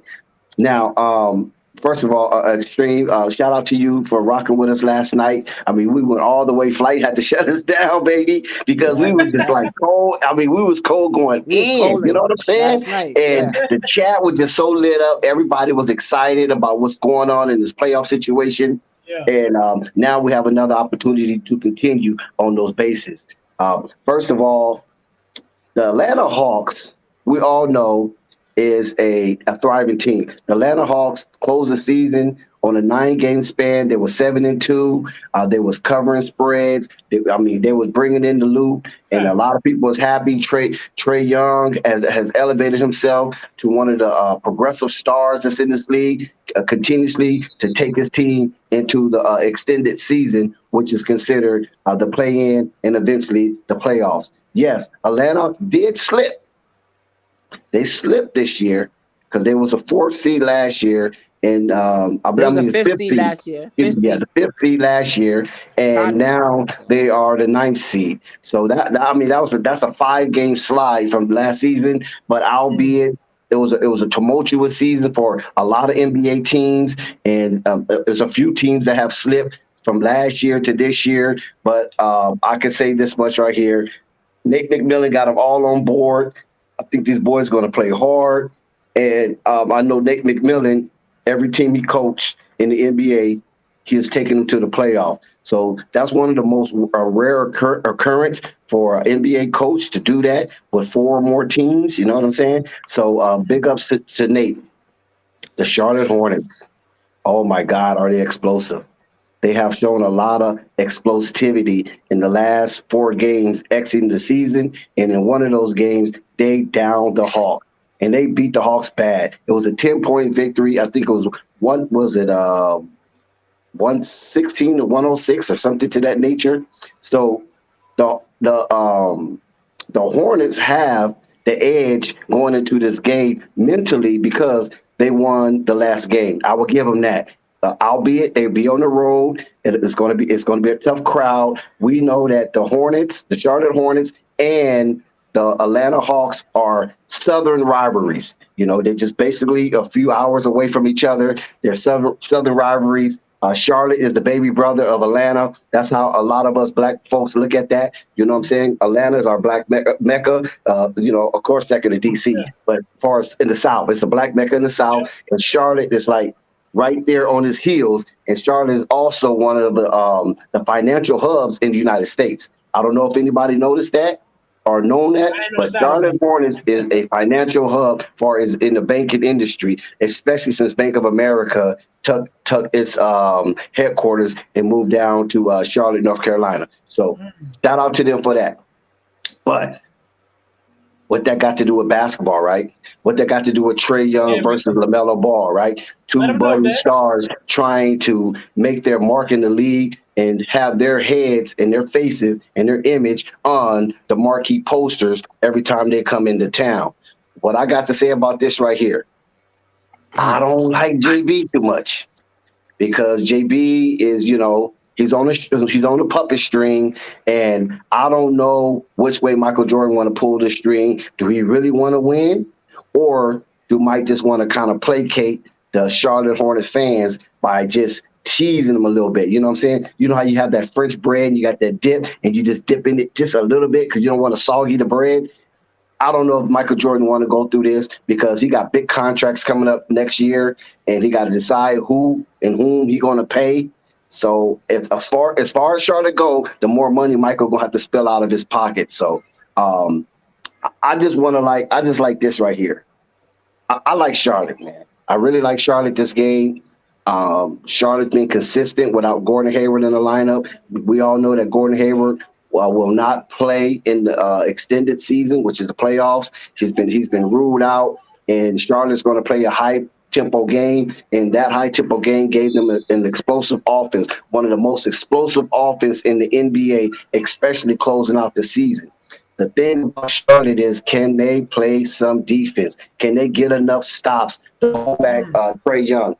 Can hold back Huter, to hold back Bogdanovic, to hold back any of those Gallinari, any of those guys that is shooting at a high clip. Can they hold them back? And I'm going to say this right here. It's hard to score buckets when you're tired, man. When you fatigue, you're frustrated, it's hard to score buckets. And I believe Charlotte Hornets is going to run up and down that court like Mad Max, and they're going to come out with a victory. And I think it's going to come down to whoever makes their free throws and whoever possesses the ball in the last seconds of this playing game. That's what I have. I'm taking Charlotte with the points, and hopefully LaMelo Ball gets near a triple-double because he's been flirting with a triple-double for the last 4 games. I mean, he's been stuffing that stat sheet. So watch out for Melo. Continue to stuff that stat sheet and to bring this one home. I think it's going to be a little too much for Trey Young this year to pull him out of this one, even though their series are tied 2-2. Charlotte won 2, Hornets won 2, but the Hornets won the last game. So I think that confidence is gonna spill over into the last game, and they bring this home. Charlotte Hornets. I want to touch on 2 things that you have mentioned that I caught my eye quickly. You have mentioned about the season last season with Atlanta being in 5th and a couple other teams slotting. I just want to throw in context too, right? Because I had mentioned this earlier and before you got here. That with the teams last season, it was only 72 games, and they didn't have no training camp going into the season, right? So everything was really, to me, stuffed. So even with Atlanta making the 5th seed and the Knicks making the 4th, which they were also tied, like similar situations like now. So the Knicks had the edge, and that's why they got the home court, but they ended up beating them, right? And yeah, they slid all the way to the Eastern Conference, but the teams they beat to get there was like, you know what in my opinion, it was like, and then they lost to the better team in the Bucks, right? So I didn't take that season personally, like, I was expecting them to make it back. So to say what I'm basically saying is that they're tied right where I feel like they need to be. And I also wanted to mention when you mentioned Gordon Hayward. So when they brought back Gordon Hayward from his injury, that one game, they end up losing, and they lost bad. They lost by, I think, like 40 points. And then Gordon Hayward hasn't played since, and they won ever since. And that was the Miami Heat's game, to be exact. So it's like, when you look at that context, it's like, you know what I mean? And I don't know. So if they would have won that game without Gordon Hayward, right? If they would have, whatever. Say if they did win, they would have been in a better seeding right now. They probably would have been the 8th seed because they had the advantage over the Cavs. They would have been tied with the same record with Well, Cavs. one thing I can say this: Atlanta has what the 11th best ranked defense right now, but I don't know if that's a fairy tale or that's really a proven commodity as far as their marketability in the NBA and coming into these playoffs. I just think it could just be circumstantial. They just happen to be 11 because it's a lot of bad defense played in the league, and we know that the Charlotte Hornets is the bottom 10 in defense. I mean, their defense is atrocious. It stinks. It's ugly. I don't know who the hell is managing that or directing that aspect of the Charlotte Hornets basketball, but they need to be chin checked, and they need to be chin checked immediately. And at the same time, in these last 15 games, listen, Charlotte has been a mainstay in offense. I mean, we know their offense is frantic. We know they can be willy-nilly. We know they don't run plays for LaMelo Ball. We know that LaMelo Ball a lot of times be ad-libbing out there. But since he is such a unique talent, it doesn't seem that way. It just seems like it's just ever fluidity type of offense with this ebb and flows like any other offense in the NBA. But then at the same time, I just think that the ball movement of the Charlotte Hornets will be a little too much for the so-called, air quotes, so-called 11th ranked defense in the Atlanta Hawks organization. I just believe that Charlotte, you can't pinpoint who is the man, right? You can kind of surmise that LaMelo, Miles Bridges, Terry Rozier, but actually you really don't know who's going to give it to you. But definitely somebody from the Charlotte Hornets is going to give it to you. And like I say, in their assist to turnover ratio is one of the best in the NBA in the last 15 games. So they've been holding onto that ball. They have been protecting that ball. And when you protect that ball, that gives you a better opportunity to score because you're not wasting possessions. You're not losing opportunities to put that ball in that basket. So I just think that the Charlotte Hornets, with their ball movement and their up and down stallion type Mad Max offense, will be the difference maker in this game. And Nate McMillan will be stunned. I'm not going to say he's going to be out coached by. I'll go there. I'll go that far. Stunned. I'll go that far to say that he'll be out coached by Nate McMillan. And if he's fully out coached, that will be the reason why they'll lose. But I believe that LaMelo's gonna get the dub though. I have a question. And the other thing I also wanted to say, my fault, Ray. I just want to say that I also mentioned that I said that he's gonna go for 40. Do you think that's a possibility for LaMelo to go for 40 with a triple dub?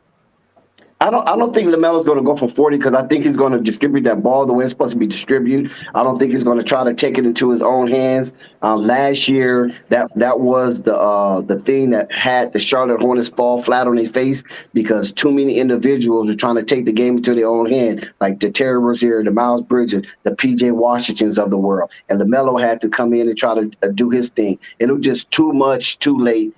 If they would have had the same formula going in, where Miles Bridges was basically carrying the Charlotte Hornets into this playing game, they should have stayed with that formula. Let Miles Bridges carry, let LaMelo come in when he can, because we already know that LaMelo came into that game injured. He was not 100%, but he had to play a little harder than he was expected to because too many egos got into the way, and that caused the Charlotte Hornets to fall flat on the face. That's the point right there that you made. So when you say everybody had their hand in when they was trying to be the one to dominate, but if LaMelo go in to say, "Yo, I'm gonna dominate on the points, and I'm gonna also get everybody facilitated into the game, get them into the game," I feel like that's what it would take for them to win. So I feel like a 40 piece or at least a 30 plus piece is needed from him to get with a high triple double, flirting with it at least to get the dub. I have a question to that because Dex just said. He reminded me of last season. One thing we can credit on the Ball brothers that they really don't like losing. Losing is not in their nature. Losing does not feel good. Even if, I think losing doesn't feel good to anybody. And I'm pretty sure LaMelo has a memory of losing when they went in that play-in one time and they That's lost. breaking news, bro. That's gonna be the Hornets' future coach. I'm asking Dex, do you feel like LaMelo's going to come with a fire of the fact that What's good, he Dex? does not want to fail again? Shout out Flight. I'm sorry, Ray. On that last The question part. was, you want me to ask the question again? Yeah, on that last Yeah. part, because I was speaking to Flight. I'm sorry. No, I was saying because the Ball brothers don't like losing. That goes for all three of them. And LaMelo does have a memory of the fact that he did lose. Do you feel that LaMelo is going to come in a fire this time, with a fire in his mind, and go out there and perform where he wants to win this time? Because he did fail in the playoffs, in the play-in before. You know, they went to play-in and they failed. So do you think LaMelo's going to go with a little bit of a fire this season, especially they want to be successful because they don't want to lose? Well, first of all, let me correct you. LaMelo didn't fail.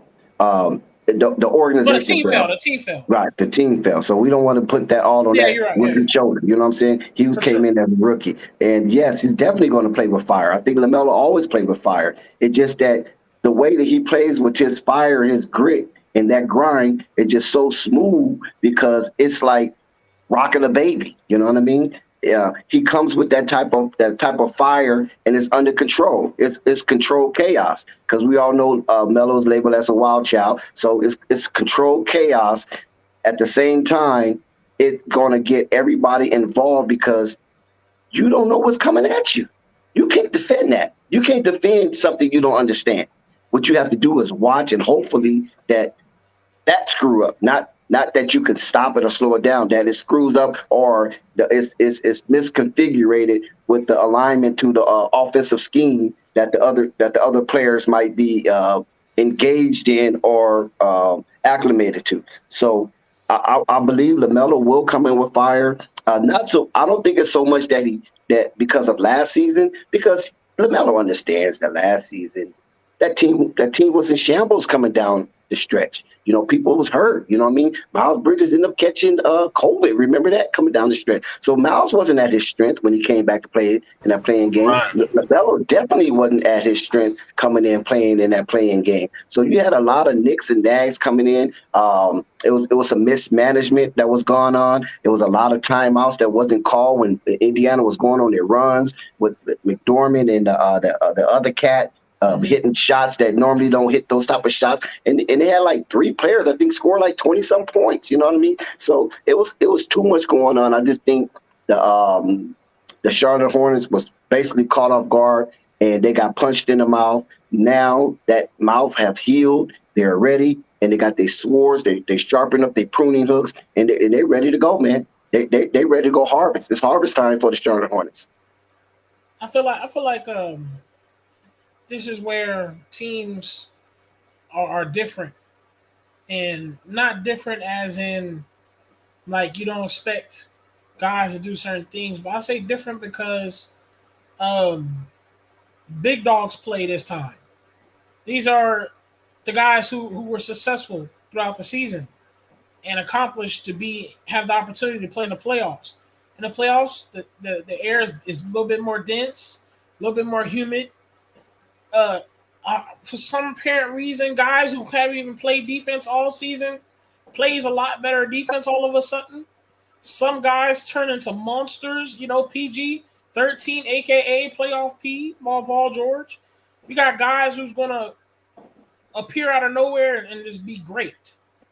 So I feel like this right here is going to be beautiful for LaMelo's career, his experience. This is going to be good on him as he gains that experience points as these younger guys start coming in. Because I feel like LaMelo, the more experience he gets with this playoffs, when these younger guys come in, then LaMelo can teach some of these young guys some of these things. And I feel like this is going to be a test for the Hornets because I think the Hawks are going to go out there and not sleep They're not gonna take the foot off the gas. You know what I'm saying? And they're gonna go out there firing on cylinders. And when they do that, the Hornets, like you said, the Hornets got to be ready. They got to have their heads together, their game plan together, and we're gonna find out how much James Borrego is going to have trust in Lamelo, because you're going to have trust in him, because now it's win or go home. These playoffs games actually matter. These playoff games count. You know, this ain't the regular season where mistakes happen. This ain't the regular season where you can brush off the fact that you had a bad game. If you have a bad game in the playoffs, it's going to affect you. Because then you're putting yourself in a hole, because now you 2 games to 1 on a team. If you lose again, your odds of winning the rest of the series is done. You'll be going home. So I would say, TV. Right? I would say in that same breath though, we gotta hold Lamelo accountable to not catching early fouls. Because if he catch early fouls in that first quarter, that could also change the game dynamic. The dynamic of that game. Because those early fouls with him, like you said, is no call for no mistakes. You know, and Isaiah Thomas, you know, we're gonna need him to, if that is the case, we're gonna need him to step up and be ready. Most definitely. Do y'all feel like the refs gonna let these boys ball out, or will we be blaming the refs? Well, we can't blame the refs, right? Like I said, it's everybody blames the ref, no matter what sport. Everybody blames. So right, so we gotta hold ourselves accountable to, like I said, them early fouls on Lamelo. But besides all that, I think they got it. But I want to jump into something what you were saying though. If they do make the playoffs, right, and they play Miami, I agree with you, bro. I feel like that's going to help Lamelo a lot, because then that's going to have him now to say film to lock down on the number 1 seed at that, to have to fight dumb in the playoffs, to be on the road to start the playoffs, and this is his first playoffs appearance. Man, that's free game right there, really. Like, you know, so if he could get there, man, I feel you on that. That's gonna make him more hungry moving further into his career. I feel you. Hey, reminder: hit that like, hit that sub, especially hit that like, because some of y'all already hitting that like. We've been speaking some good informational facts. Dex just spoken himself. He taking his time out, because I know he been getting some massages and margaritas at vacation. So, oh boy, don't talk about the margaritas, boy. I done had every flavor, and I don't even drink. I'm just acting a fool right now. At every flavor. Hey, I gotta do that too, man. I don't even drink, but I'm just taste every flavor. Yeah, they convinced me. Go, American, go. Yeah, it's all good, man. I'm glad. Shout out to Flight Sports TV for holding it down and giving the people the opportunity to come forth and vent, raid, banter, discuss, debate, discourse, argue, fuss, fight, agree, disagree, whatever the gamut is. Flight Sports TV run the whole gamut when it comes to this basketball conversation thing. You know what I'm saying? So we want to give big ups to Flight Sports TV. He give it to us every day. He doesn't take a day off. He doesn't allow the things that affects him for the everyday life to interrupt some of our pleasures of coming to Flight Sports TV and giving it what we know. So shout out to you, brother. Big ups. Blessings. Appreciate that, man. I try to, man. You know how it is. I want to ask you though, since you brought up the Gentry firing, and so do you think that's a possible Hornets coach? That's why you made sure you put that here on Flight first. Yes. Breaking news: Alvin Gentry's out. He's gone. There's a changing of the guard, and I was explaining that to listen. Reason why I put that up there also is that we go way back to the Sacramento Kings for Summer League. I don't know if you guys remember. We was there for Summer League when LeAngelo Ball played the Sacramento Kings, and I had the privilege to represent Flight Sports TV live coverage. It was a successful stream. I talked to, well, not really talked to. I won't say that, but I shared a moment with the owner of the Sacramento Kings. I actually shared a moment, and I didn't know he was the owner because he basically came to me, questioned me about my mask that I had on. Right. So Luke was there, Gentry was there, and Tyrese Halliburton was there. And me and Tyrese Halliburton was having a very civil conversation. And he saw on my mask that said LiAngelo Ball, and he was like, "Yellow, really?" Yeah. Because I asked him for an interview, and he told me he was going to give me an interview.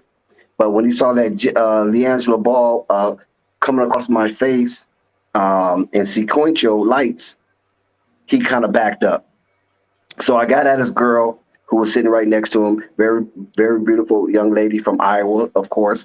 And I was like, could you holler at Tyrese and see if he's gonna give me the interview? And she's like, okay, hold on, let me talk to him. Then she said, and I'm right there. I mean, we like sitting right next to each other. He's like, babe, you gonna give him the interview because he's sitting there waiting because you say you're gonna give him the interview.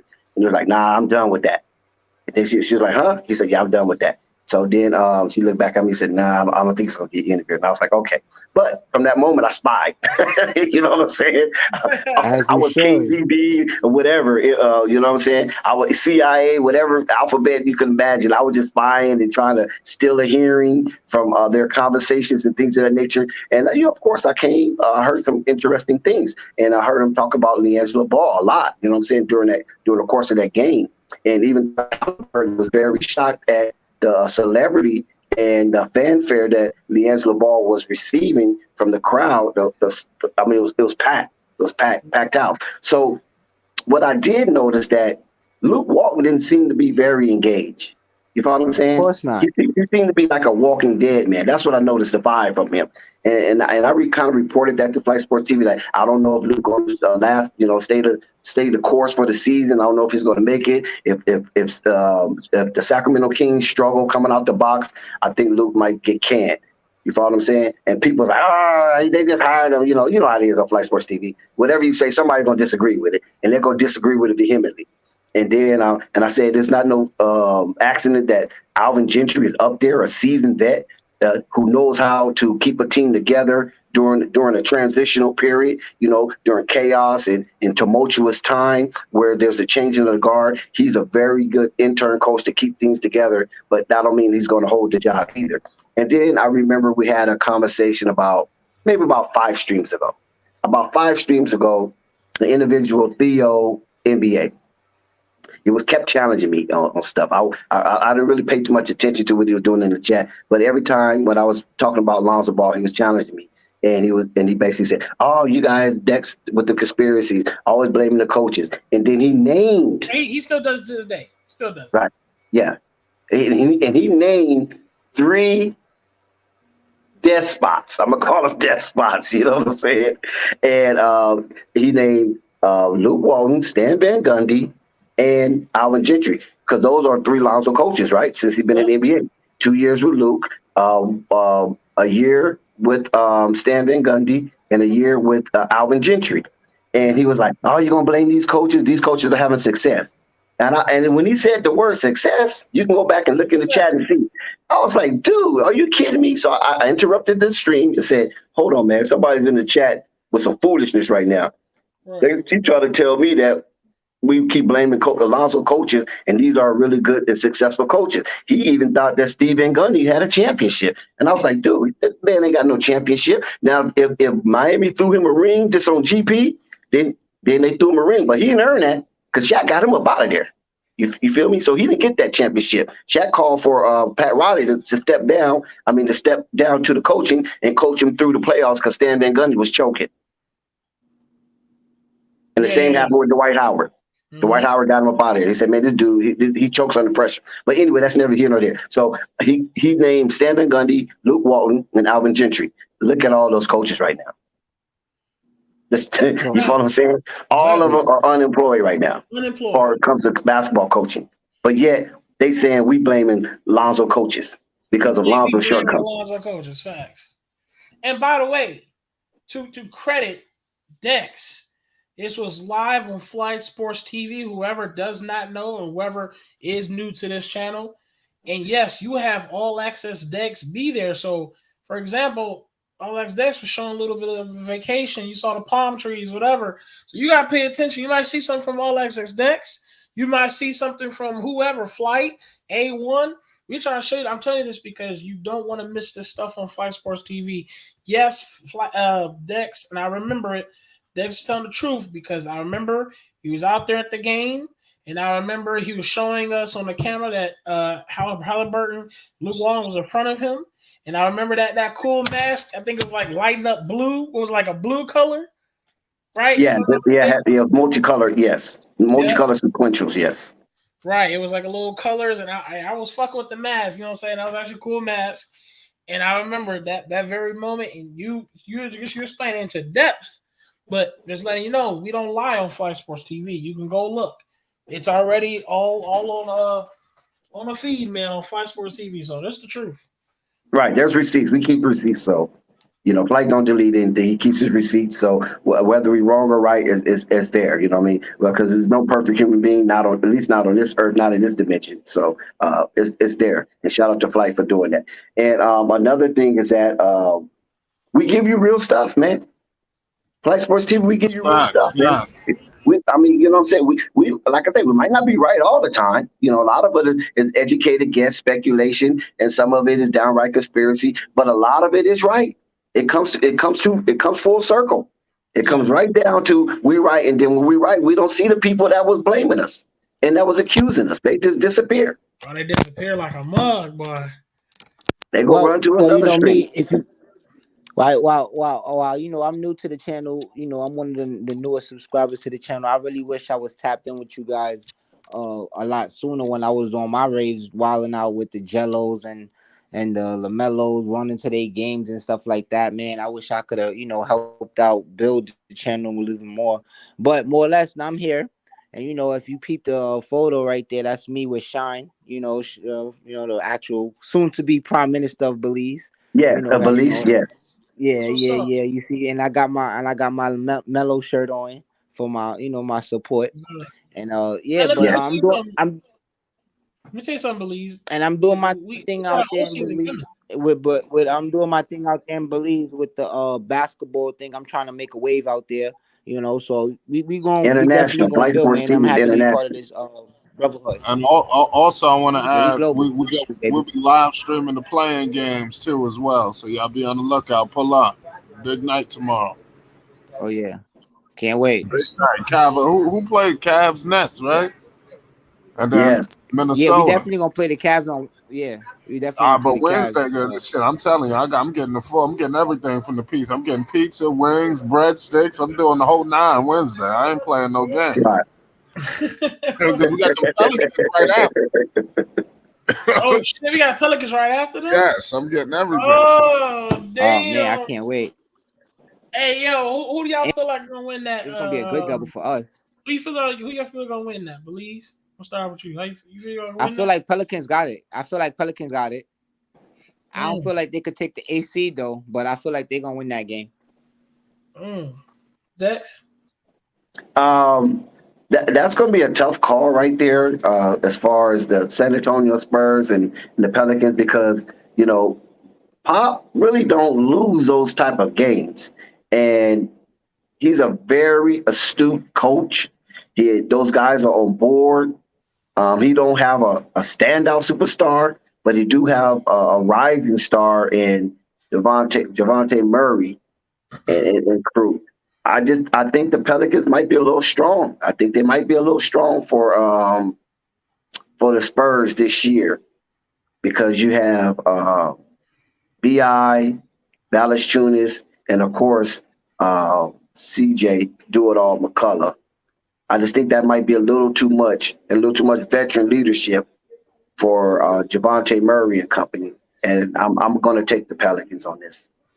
I got. I mean, do I have to 100% choose one? Why not? You gotta be blunt. Just like, I gave my answer, but my man gave it nice and clear. He broke it down on both sides, fair, square. So you could keep it simple, or you could just, It's the same thing with me. It's a 50-50 thing. Spurs actually have on paper receipts saying that they have beat the Pelicans numerous times. The Pelicans have beat the Spurs too, but the Pelicans, for some apparent reason, has had their struggles against the Spurs. And knowing Greg Popovich, he always has something under his sleeve, no matter how old he gets. You know what I'm saying? Also, I don't want to bet against the Pelicans because for some apparent reason, I get shot down fast. Before I make my assumptions about the Pelicans, they're losing, struggling. Let me say the Pelicans is about to lose to the Spurs. All of a sudden, Devontae Graham going to have the best game of his life. Before you know it, Caesar will come and drop 45. Brandon going to drop 39. All of a sudden, Jackson Hayes has done a 360 windmill from the free throw. Like all of a fucking sudden, the Pelicans are just gods just because I went against them. So I can't really bet against the Pelicans because I fail, and I can admit that, chat. Yes, Jessica, I can admit that. I fail every time I bet against the Pelicans. So for me, it's a 50-50 thing. I think it's going to be a hard-nosed game. Like I said, Greg Pop, what's his name? Willie Green. He definitely showed he can coach. He definitely showed he has a little grit to his coaching. But at the same time, even with that, I still can't overpower Greg Popovich at that because Greg Popovich just this. He's the GOAT of masterminds right there, man. You feel me? It's just so it's a 50-50 thing. I can't bet against the Pelicans no more because the Pelicans they just whoop my ass every time I bet against them. But at the same time, Spurs, they're a dangerous team in that matchup, And Dex, I was telling them, let me fucking say the Pelicans is gonna lose. Jackson Hayes gonna do a whole between the leg 360 windmill. These guys gonna turn into gods just because I said they gonna lose. So on the other side though, it's the Clippers versus the Timberwolves, right? Who we got there though? Clippers and Timberwolves. Let me take this one. I'm definitely going with the Clippers on this. The Clippers definitely are the more sturdy team when it comes to playing in this type of thick, tense environment. Minnesota is new to this playoff or play-in situation, albeit D'Angelo Russell do have some experience with Brooklyn, but that was a hit and run. That was, they got basically swept. So that didn't even turn out to be much of a playoff matter or impact. So even though he had probably more playoff minutes logged than any of the Timberwolves, they're young, they're strong.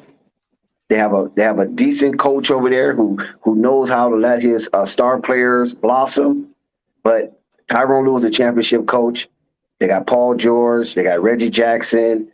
They got a lot of Luke Kennard. They got a lot of guys that can get the job done. Zubac, and I believe the Clippers will get the job done. And I don't even think this game is going to be close. I'm going on record saying the Clippers are going to beat them by at least double digits. Salute to Marvin. That's hefty. What's going on, guys? Double digits? Hey, Marvin. What up, boy? How you feel, man? How you feeling? Well, yeah, I think I'm kind of piggyback on that one too. I think the Clippers, I feel like the Clippers got it. I do feel like Anthony Edwards might come out and have. I think the Clippers are going to take that game and they're going to secure the 7th spot. Wait! Don't let them get away with that one. Hold on. You can't just say Anthony Edwards. What makes you think Anthony Edwards is just going to be this superhuman? Nah, I didn't say they was going to win. I just said he's going to come out and have a good game. Oh, okay. Yeah. I said the Clippers getting it. Clippers taking that game. But Gotcha. But Anthony Edwards gonna have a good game though. He's showing out. He's gonna come out and show out. Gotcha. That's crazy. Hey, Marvin, how you doing, man? What's going on, guys? How you feel about these playoffs, man? How you feel about this matchup with Lamelo and the Hornets, which we just finished talking about the Clippers? How you feel about it, man? What's your take on it? Oh, which one? The Clippers or the Hornets? Anyone you feel your heart feels. Well, I don't know if you guys remember, but I told you guys the Clippers is a scary team, man. They got a couple of guys coming back that had been out, and that team is real scary, guys. I'm telling y'all. As far as Charlotte, I read to Flight them earlier about something they had on the injury list about John Collins possibly playing Wednesday. I know a lot of people didn't know that, but that might be a little something that Atlanta's holding back. They haven't got any news out if he's going to play or not. He has not been ruled out, and that is huge. Who? John Collins for Atlanta. Yes.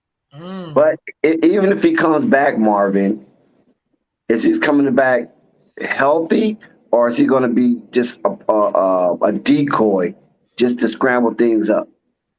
Well, if he's not healthy, he can get you 8 rebounds, and that's something. Yeah, but I don't think 8 rebounds going to win you this game. Well, see, if that's the case too, and if he is like you say at your point, he's coming back maybe to be the decoy, to be like, oh, we don't know what to expect, so everybody kind of focused on him.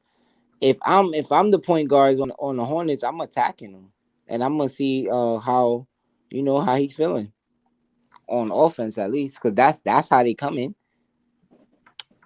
Here's the saying what they say.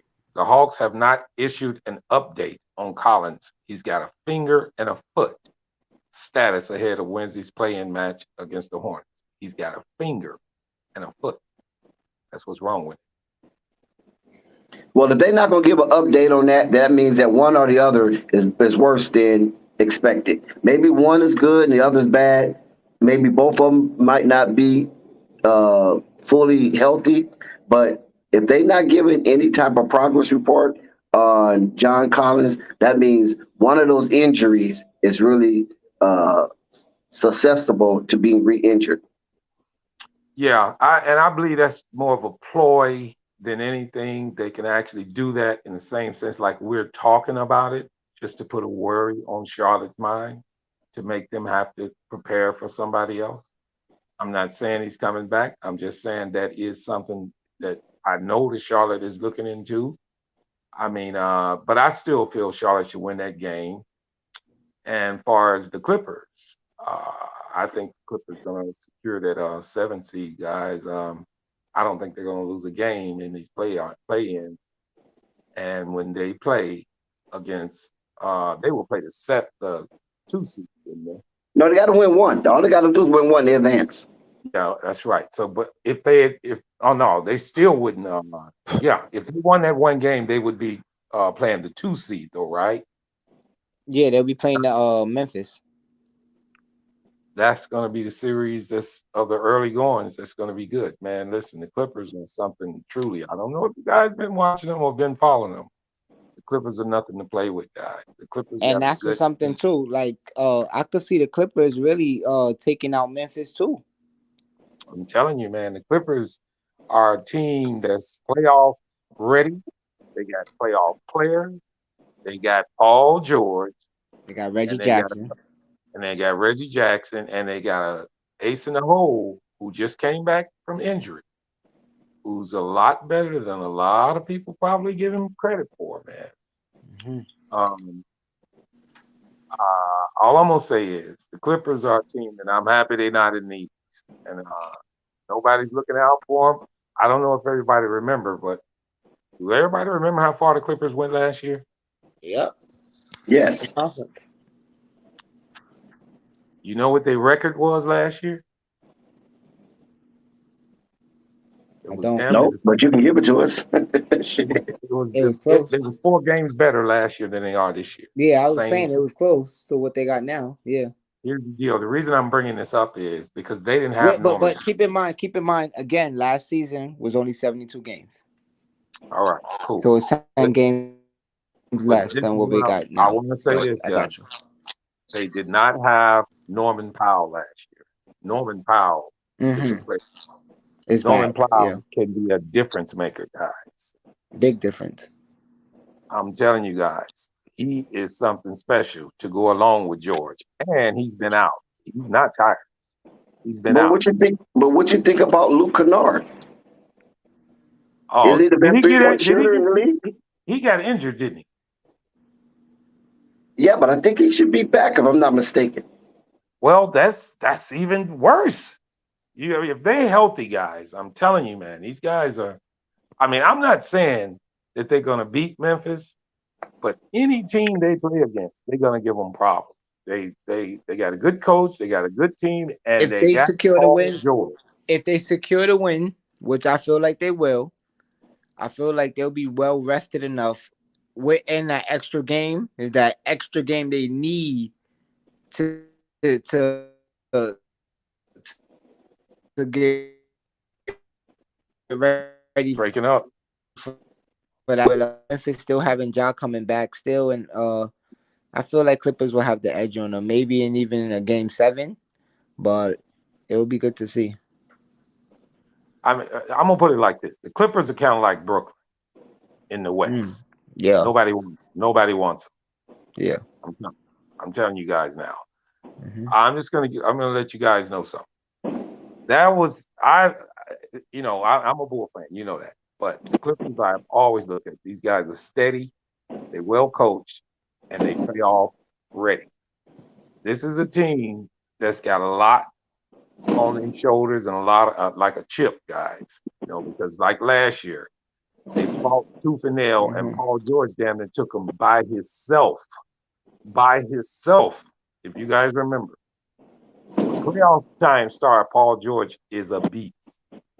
Now we talking about Memphis, a young club that really has not been established in the playoff. Now I'm not saying, I'll say this again, I'm not saying they're gonna win. But as far as these play-ins go, Minnesota's a young team. They are decent. I tell you this first game against Minnesota will show everybody how well the Clippers are. It's a close game and the Clippers win. That don't do nothing but make them better. I'm telling you guys, because they can get ready for the playoffs. And But if they blow them out, that's gonna have Memphis looking at them really scary. Like, whoa. Yeah, but I really don't see them blowing them out, and I don't think that's a good thing for the Clippers because it kind of give them the big head. They don't need a blowout. They need to play tough games to get ready to go down this stretch. See, the Clippers are quietly. The Clippers already feel like they pretty damn good, guys. I'm telling you. Yeah. They just not talking much. I'm telling you. Anytime you got Paul George, listen, guys, Paul George is good in the playoffs. You can look at his numbers. He's fucking excellent in the play. And they got Reggie Jackson. Now they started lineup at this present time. The only, and then I forgot about to mention Robert Covington. They picked him up also. Yeah. That was a weakness last year when they had Nicholas Batum only and didn't have anybody really following him behind him. Well, they got Covington now. And if I recall correctly, didn't he have 40-something just not they had long ago? Gallinari, but they lost him. Yeah. Now, but when you bring in Norman Powell, man, I'm telling you, this dude here is Norman Powell's been good a long time. He won a ring in Toronto too. Yeah. So he's averaging 19, 3, and 2. So now you add that along with Paul George, I think they're a scary team. But as far as Charlotte, this is what I feel about Charlotte, guys. I really feel that Charlotte has a pretty good path to get where they need to be. Now, regardless, they are in the 10 seed, right? Yeah. They look like technically tied. Yeah, if they went out, they would have to play Miami any way, shape, or form. Yeah. Now that matchup there is kind of funny because Miami's a hard, gritty defensive club, man. It's hard to beat those guys, man. Now I read some injury reports on them just a second ago. Now this might not actually stay put. But I got a question for the panel. Come to think of it, they put Adebayo on the protocol for COVID on the 10th. How many days do you have to sit out now? 10 days. Okay, listen to this, guys. Miami Heat put Adebayo on the COVID list on the 10th of this month. When's their first game? I think like Saturday, Sunday. No, What is that date? like the 17th. Okay, listen to this. Adebayo won't play Sunday against Magic due to COVID-19 protocol. That was on the 10th. If he's sitting out 10 days, he won't be back to the 20th. No, they cut that to 7, didn't they, Dex? No. He's no. Miami's good. You know what I'm saying? He'll be there. Okay, I'm just saying they got him on COVID protocol. Yeah, he'll return by then. As long as he got to come back with a negative test, he'll be ready. Okay, all right. And then they got Tucker out. He's got a strained calf. See, and that right there too, right, is another thing. That's why I said on this panel that I can see the Hornets upsetting Miami because the way how the Hornets will play, if they make it, right, especially coming off the momentum of the last couple of games with them winning. Now them winning 2 playing games. That got them also ready for the playing to where Miami is going through what they're going to, whatever. And they're gonna run. If they run and run, they could keep up with Miami. Yeah. Now let's not underestimate Miami. They Of course have not. not one of the, they're not one of the best defensive teams in the league for nothing. Those guys are good, man. Of course And not. they play better in the playoffs. And they are hungry. They got swept last year. And they think they are ready for the run. So they're gonna come out guns blazing. I'm telling you that now. So And plus, Miami is built for the playoffs. yes, They're not that's really a playoff good built regular season team, but they're definitely built for the playoffs. yeah, that's a playoff built and ready team. Now, Yeah, with the 4 little games, things I Eric just Spoelstra, Pat Riley. Okay, now sorry. anything can happen in the playoffs, and everybody know how Lamelo can go off. That's the key. Now you know more than likely they're gonna put Jimmy Butler on. So can he do it? We'll see. First, we need to get past this first game, which is Atlanta. They have to win that game or stay out. So you have to make sure you keep Trae Young in check. I think they can do it. Yeah, I'm putting my money on the Hornets. There'll be a plus 4.5. That is a large spread for this game. I know it's on the road for the Hornets. I just think that they're not afraid of Atlanta. You know, they've been beefing with Atlanta ever since Lamelo really came on the team. You know, it's Lamelo Yeah. trade and things of that nature. So they've been going head to head. Lamelo got his first triple double against Atlanta, making him the youngest NBA player ever to receive a triple double, and then was later broke by Josh Giddey this year. But so that just shows right there. Even in Lamelo's rookie season, he was giving it to Atlanta, and Trae Young knows that he has to come with his A game to beat those little rabbits over there in Charlotte, because the Buzz City going to be buzzing. Is Atlanta favored? Yes, Atlanta is favored. By 4? They're the home team. 4.5. Wow. I think yes. If I was a betting man, I think I'd take that bet. Yeah, I'm taking that bet. Yeah. I'm going to lay on Charlotte. I mean, I hope JB don't screw this up. I'm you know what I'm saying? Because it's listen, it's not definite because JB can screw something up. He get in his feelings and he'll start, taking it out on the players and things of that nature, holding up playing time because he believes that he's an extension of Michael Jordan and Mitch Kupchak. He's in their wheelhouse.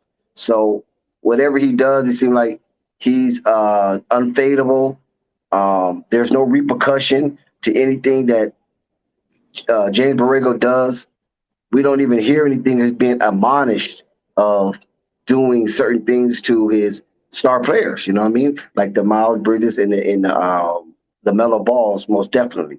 So But that, We'll see how this unfolds, and hopefully Well, it like not turns to out the cut way you we up, want. not to cut you right, but even with it goes up to the organization, man. The All-Star weekend, that surprised me the most.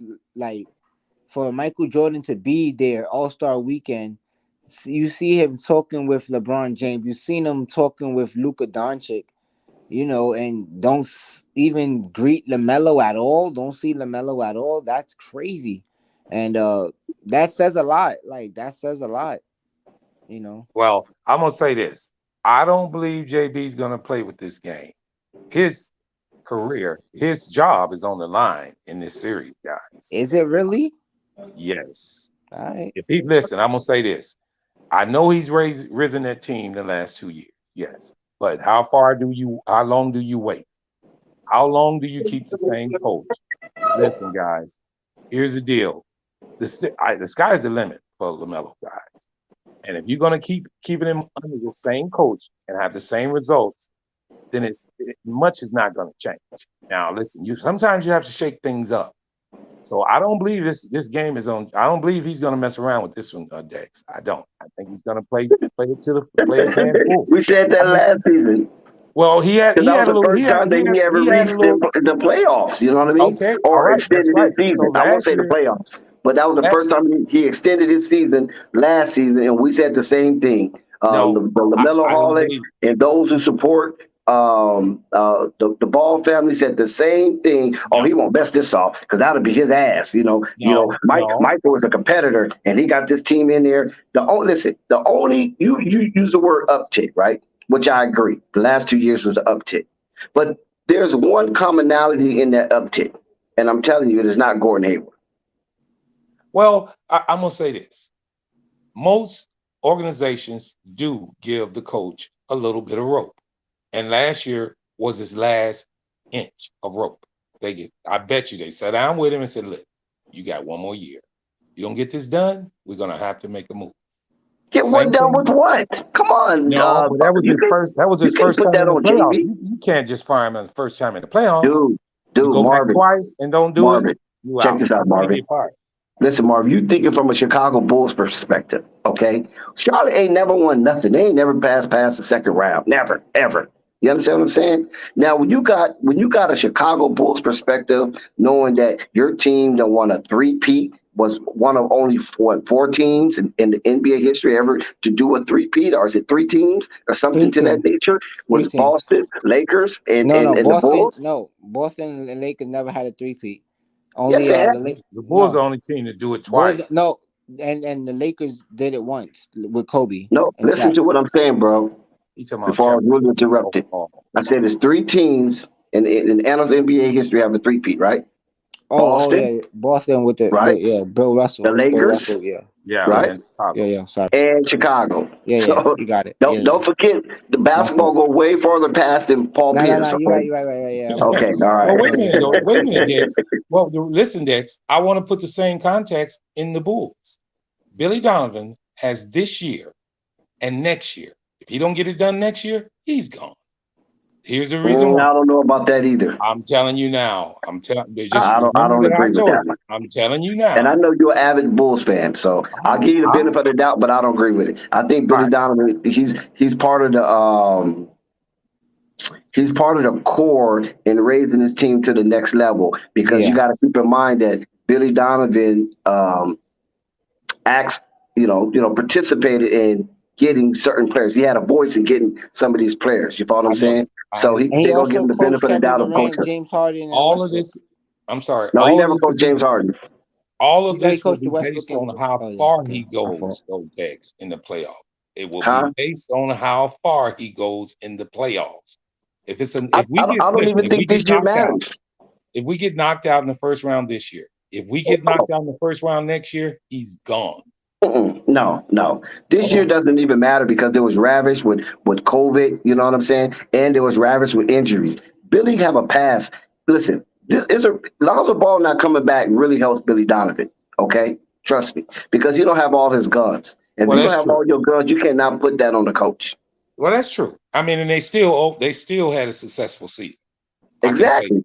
Overwhelmingly successful season. But next year is 82 games. His coaching, how he does it all year, how far we get, will determine how long they keep Billy Donovan.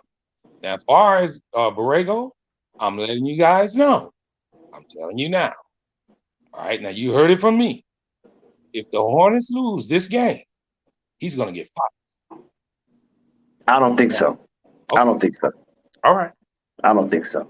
Because like I said before, how you going to put the onus on the coach if the organization will give the coach everything that he needs? We We're seen not doing LaMelo it. Ball. LaMelo's Hold gonna on, do it. Marvin. Hold on. We seen LaMelo Ball in the Slam Magazine article chime in that they need a big man, right? We seen LaMelo Ball in this Slam Magazine claiming, I can't wait till I get the keys or when I get the keys. So that means you don't have it yet. You feel me? And you think that's James Borrego's decision not to give LaMelo the keys? Or is it more so He's the coach. Mitch Kupchak and Michael Jordan decision not to I give feel this like young it's man the both. keys yet? It's both. It I ain't feel James like it was Borrego. both. It Scapegoat. was the. Yeah, Dex. You have It to ain't have James a Borrego scapegoat. because James Borrego never said this young man has to wait his turn. And in these era of basketball, these guys are giving too much and they haven't even earned it yet. James Borrego never said that out of his mouth. All right, But I we got a heard question. somebody say that. Did And that did somebody's did, Michael Jordan and Mitch did Kupchak. Vogel deserve to be fired? Yes. You gonna tell me this season was his fault? Yes. Yes. Wow, Yes. you must be Because you can't LeBron's fire cousin. LeBron. You must be Listen to what I'm LeBron's telling you. cousin. But Listen they to what I'm can't telling you. fire LaMelo either. That's what I'm trying to explain to you. What do you mean can't fire LaMelo? Don't you see what He's they doing to LaMelo? At one point, we damn near thought he was fired. What are you talking about? no, they're not gonna fire. No, watch. If he say he's gonna leave, who do you think they're gonna keep? Well, that's a Borrego or different LaMelo? crisis. We haven't got to that bridge yet. So how we gonna cross it? First round exit, you are there. I'm telling you now. Nah. All right. I don't think so. You think? Not Do you with this think? organization. Do you think All right. LaMelo will ever come out and say he want to leave? If they don't go far in the playoffs this year, LaMelo is gonna be unhappy. I'm telling you. Listen, how can you go far in the playoff and your off-season acquisition was Ish Smith, Kelly Oubre, and Mason Plumlee? How can you expect to go far in the playoffs when your mid-season acquisition was Isaiah Thomas and Montrezl Harrell? And Tell getting me. rid of Ish Prime example Smith. why he would want to leave, Dex. You're not giving me any help. I'm ready to go. Do not kick the can, Marvin. Let's deal with the facts at hand. All right. Listen, James Borrego gonna say, go out there and get me Kelly Oubre. Go out there and get me Ish Smith. Go out there and get me Mason Plumlee. And I guarantee you, I'll take this team as far as it ever been before. And then when it comes to trade deadline, don't make no move and give me Montrezl Harrell and trade Ish Smith.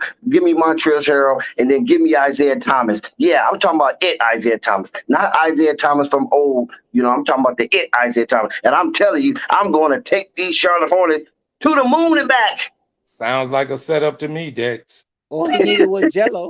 If you added Jello to the mix, it'll help. You know basketball, Dex. Sometimes And I'm not going to play James Bouknight, our first round pick. I'm not going to even play him. I'm not going to play Kai Jones, our first round pick. I'm not going to even play those guys. And I'm telling you, man, I'm going to take these Charlotte Hornets to the ends of the world and back. And when I come back, we're going to be crowned champions. We're going to bring a championship to Buzz City. I'm telling you now. When have you talked like that? See, that's the type of talk Pat Riley would say. That's the type of talk Phil Jackson would say. That's the type. Listen, that's the type of talk that Carlisle would say. You understand what I'm saying? You see where I'm going at? Going with this? Dex, this is a business. That's the type of talk Popovich would say. That's the type of talk Steve Kerr would say. The NBA is a business, and sometimes they set up fall guys. Mark my word. The fall guy is Gordon Hayward. That's the fall guy. Trust me. It's not going to hurt him. He don't care if he's going to be the fall guy because he's hurt. He hasn't been durable. His availability has been underwhelming. That's going to be the fall guy. But he got a no trade clause though, so he got to approve the trade. But he's still going to be the fall guy. I'm not saying he's going anywhere. He's just going to be the fall guy, and that's what everybody's doing now, blaming Gordon Hayward, right? Dex, how can to some degree, James Borrego. How are you figuring he's a fall guy? Let me call out He some already numbers. is a fall guy. Wait He a was a minute. fall guy last year. Didn't you get a Hold on. report? Oh, if we would have had Gordon Hayward, we probably could have got past in the playing game. $70 million is never a fall guy, Dex. He's Okay. making You don't so listen to he don't you care don't what they listen. do to him. You don't He listen to the cares less. Charlotte Observer, okay? You got probably his just only money. pay attention to the Bulls or maybe a little Dallas Mavericks, the Dallas Tribune or something like that, or Dallas Daily News. You ain't hearing the Charlotte Observer and all the beat writers over there. They don't make the contracts. Jordan does. I'm just But telling they you what I know they about are the the pulse NBA. of the team. Gordon The Hayward beat will writers not are the be pulse of mad the team. if they get rid of him. He's got $70 million in his pocket. Okay, all right. Why would he be mad? I'm not saying he'd be mad. What are you talking about? He's not I'm the saying the fall guy. organization going to blame him. We don't have our best player, Gordon Hayward. They call Gordon Hayward the best player, dude. Where you coming? Yeah. Where you coming at? How you Yeah, gonna they win without definitely your said best that. player, right? How can you expect much to win without your best player, right? Come on, Marvin. I'm Put your going to be GM hat right on. back on this after the Charlotte game. And then 3 days later, me and you going to have another talk, buddy. No, listen to what I'm saying. I'm not saying I agree with that. I'm just saying this what is trending to. Blaming Gordon Hayward again, like they did last season. That's what it's trending to. Because how you gonna call your best player Gordon Hayward when everybody knows, everybody that's watching this game know Gordon Hayward is not your best player. He's not even better than Miles Bridges. Who said that? Mitch Mitch Kupchak. Kupchak. Oh, That's what I'm trying to tell you, dude. okay. You ain't listening. It's fucking GM. Well, here's the deal on that. Now, like I told you, there's always small talk around of what you really want to do. And you can blame whatever you want. You can say whatever you want. Oh, that was a video of him But saying the that. heads roll from the coach down. You know that. Sometimes the GM too get fired. Hayward was leaving anyway. This was his last year with them. And no, he got one more year. no, they're going to try to move him. They're going to try to move him because but he have a no trade clause though. Oh well, okay. So it look like he's not going to be the fall guy, huh, Hyundai? That's what That is the fall guy. I didn't say you have to move him. The fall guy is who you blame everything on. So you gonna run this back? Isn't Russell Westbrook the fall guy? Yeah. Oh, hell, that's come on, Marvin. Come on, man. I don't need to really have this conversation with you now. So what I'm asking you, are you gonna run this back? Are you gonna run this team back? Same coach, same team? Hell no. I don't know what they're gonna do. I don't know. I don't think PJ Washington's gonna be there. So it can't be the same team. I don't know. I don't know what they're gonna do with Kelly Oubre. You know what I'm saying? I don't know. I don't even know what they're gonna do with Montrezl. Terry Rozier's contract is up, and so is Mal Bridges. Terry Rozier's on a 5-year deal, $17 million. Oh, he resigned. Oh, yeah, he resigned. 5 years, 17. Gordon Hayward, 3 years, 29. Yeah, he resigned. Yeah, he got an extension. Yeah. Okay, I didn't know he took. So I'm not sure. I'm not sure what they're going to bring back. Honestly, I really don't care because I don't like Charlotte. Period. I think they stink. I think the organization stink, and I think they're foul. They're fucking foul. Let me put emphasis on that foul. They're fucking foul. Emphatically fucking foul for the way they treat Lamelo Ball, a rising superstar, and they miss something they never had before. And I'm talking about Lonzo Mourning. I'm talking about Larry Johnson. I'm talking about Kemba Walker. Just go down the line. They never had a player of this ilk before in their presence that's coming on so strong, so young. All right, can I jump in right there? And I'll say this though, right? I can't speak on any of the other players, but I could definitely say they definitely had one with Kemba when Kemba came in. And they did the same thing. Now, Kemba came off of winning his championship. Wait. Extreme, what are you comparing it to? Huh? What are you comparing the Kemba thing to? What are you comparing it to? Just you saying that so that you saying they never had a star. Not even close. No, not even close. Was you breaking your neck watching Kemba play? Because I wasn't. I was. And Kemba played college. And didn't Kemba get a championship at UConn? Yeah, he came in the league right after. But that's what I'm saying. So they didn't take. Hold on, slow down, brother. Did you break your neck to watch Kemba play basketball? Because the NBA did. Yeah, they didn't because they wasn't ready for it yet. What? Are you kidding me? Kimba was What year coming Kimba in. was LeBron James in the league when Kimba came in the league? Yeah, Okay, what do you mean it wasn't ready for it yet? because they was on LeBron wagon. Okay, listen to what I'm trying to tell you now. And You Charlotte said it dropped the wasn't. ball. I'm not blaming the NBA. I'm blaming Charlotte. They dropped the ball. It ain't Charlotte. It's the NBA. It ain't Charlotte. I don't care what I team you go to. It's the disagree. NBA. They push who they push. And I don't think Kimber Walker's of the ilk of a LaMelo Ball. I'm not saying he was no scrub. He's far from that.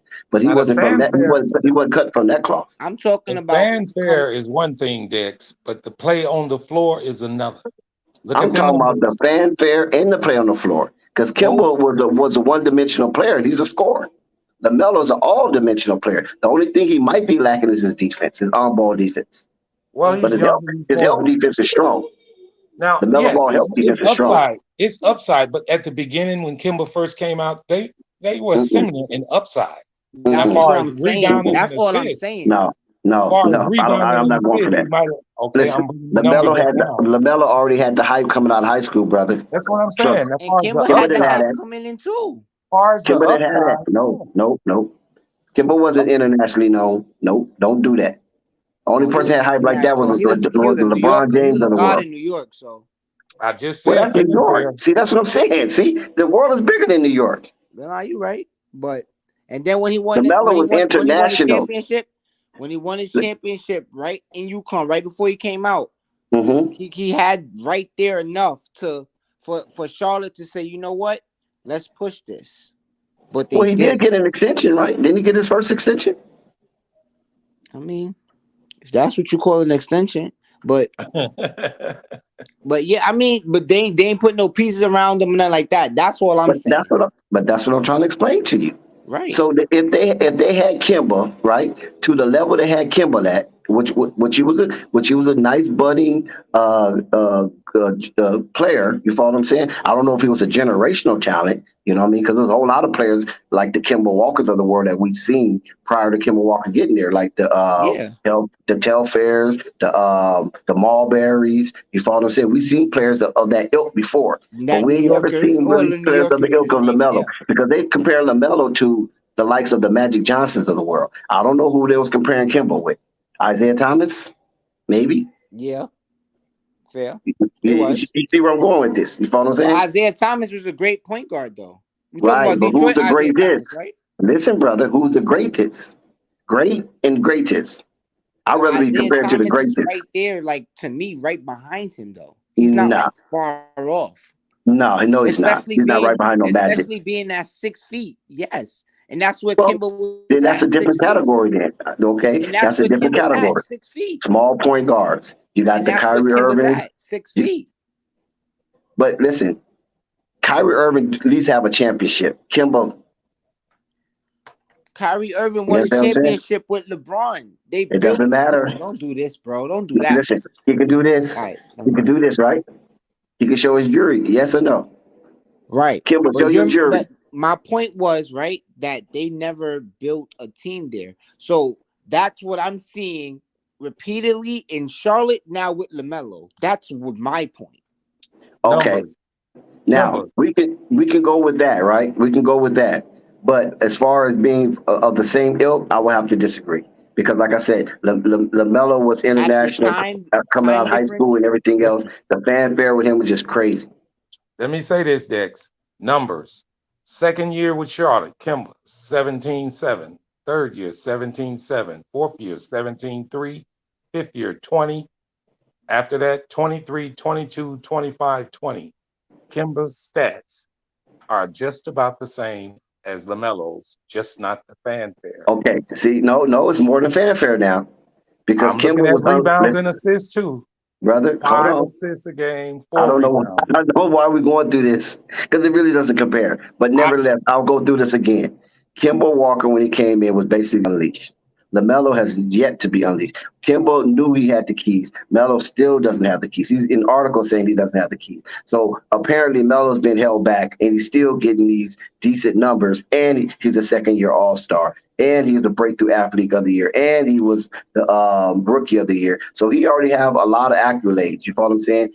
Being held back. Basically, they put the bridle on his chin as they would do a wild horse.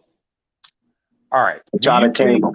Do you On that think point, I Cupcak's would low gonna key take give the? it to that. I will give you that because you make a strong argument there. Because Yeah. Kimba definitely had the keys more so to run the point guard than Lamelo. No. But my argument is they never built a team around Kimba enough to like, all right, you got the keys, right? But here's the team for you Here to go have the help. keys to Yeah. go with, Here go help. right? Yeah. Right. But and for Lamelo case is they're not doing neither. So I you Neither. got it. You got it. Thank you. I'm glad you understand that extreme, and I'm Okay, surprised that Marvin didn't see that sooner. They're not even doing neither. So Dex, okay, I understand what you're saying, but you're not getting my point. That's why I said fall guy. Do you think Mitch Kupchak is going to take the blame for him not having the keys? The coach is, not Kupchak. And that's all I got to say. They're not going to fire Kupchak. They're going to fire the damn coach. they're not going to fire James Borrego. I'm telling you, man. They're not All going right. to fire him. Okay. He's Okay. their extension. He's All an right. extension of their mindset. He's Is enforcing their Borrego the ideas in coach their for way, this team, the Dex? Charlotte way. Do you think Borrego is the coach for this team, Dex? Of course not. Of Well, course not. why do you think they ain't going to fire him? Because I that's think who they want right now. It's a gradual process, and they're not trying to speed up this process at all. They don't care who don't like it. They're not speeding up their process. I bet Michael you Jordan is playing Lamelo with his said, money, 51% of his money he's playing with, and Michael is not going to do that. I Basically, bet if I'm just going to tell Lamelo you said, like that. okay, I didn't have enough, And I'm finna go. I bet you well, I they'll mean, speed it up that's how it then. happens. I mean, if it goes that way, that's where it goes. no, but Kimba left, And then Kimba whose leaves. head gonna roll? I don't Whose think head I gonna don't roll? think I don't think they even care if he wants to go. They're on it like, you know what? We're just going to take all the money we got while he's here. When it's time to sign him, re-sign him, we're not even going to re-sign him. We're just going to send him off. What? But we're going to milk everything while we can. That's You a don't think, Start possibility. over. We done seen man, it that would be already. the We craziest good. damn thing in the But we've world. seen it. But We've seen it, Marvin. That's what I'm trying to tell you. We've seen it. This We is seen Charlotte, it. ain't Chicago. We've seen Yeah. it. We've seen it. That's Why Kimba? that would be How did ridiculous. Kimba end up in Boston? Yeah. That would be We ridiculous. seen it. That would We be seen terrible. it. We seen it, though. We did. With So that Charlotte, mean we seen it. that mean they're not trying to win then. Obviously. Yeah. They're not. Hey, I've been trying to tell you guys something, but you won't hear me. I'm a conspiracy head, so Yeah. So you figure that Charlotte has no expectations in winning nothing. They just out there just bullshitting around, huh? No. at least not right now. Not the players. The organization, Yeah. yes. They're not ready. Listen, we heard Ms. Kupchak saying that LaMelo Ball accelerated the process. We Right. don't know how ready we are for that yet. That it Right. shows that they didn't get. Why didn't it give the Charlotte Hornets what they needed? When have they given what they needed in the last 2 years? Were Nothing. they strapped against the count? Or do they have any money? I No. mean, what's the deal? They have money, man. They Well, have money, but they enough choose to money. spend it. They choose to spend it. Listen, Kelly Oubre, I'm gonna tell you this. He was an upgrade, and a lot of people was even surprised that Kelly Oubre played as well as he played during the course of the season. But sometimes, Kelly Oubre hit and miss. You know what I'm saying? But I will give him credit that he have made Charlotte a better team this And then year. remember, he came there on the strength of I want to play with LaMelo, not Yep. on some the Hornets. We want you, or we're willing to get like we probably seen something in you. It was no, I want to play with LaMelo. I like what they got going over there, and they gonna pay me. Yeah, I'm over there. Yep. Well, I can be honest with you guys. I haven't followed Charlotte, and I guess you guys do know more, but I do know this about the NBA. When you have a solid all-star, superstar on your team, and he gets unhappy, heads start at the head coach. That's when heads roll. Now, if Melo and them lose this first game, and Melo's not happy, they will fire Borrego. No, I don't. But how can you fire a coach you coming in as an underdog? Right. Listen, it ain't about the underdog. It's about making sure LaMelo is happy. No, it's Don't not. they don't Not stick up for, the not for joint? I don't see Charlotte. that. Not for Charlotte.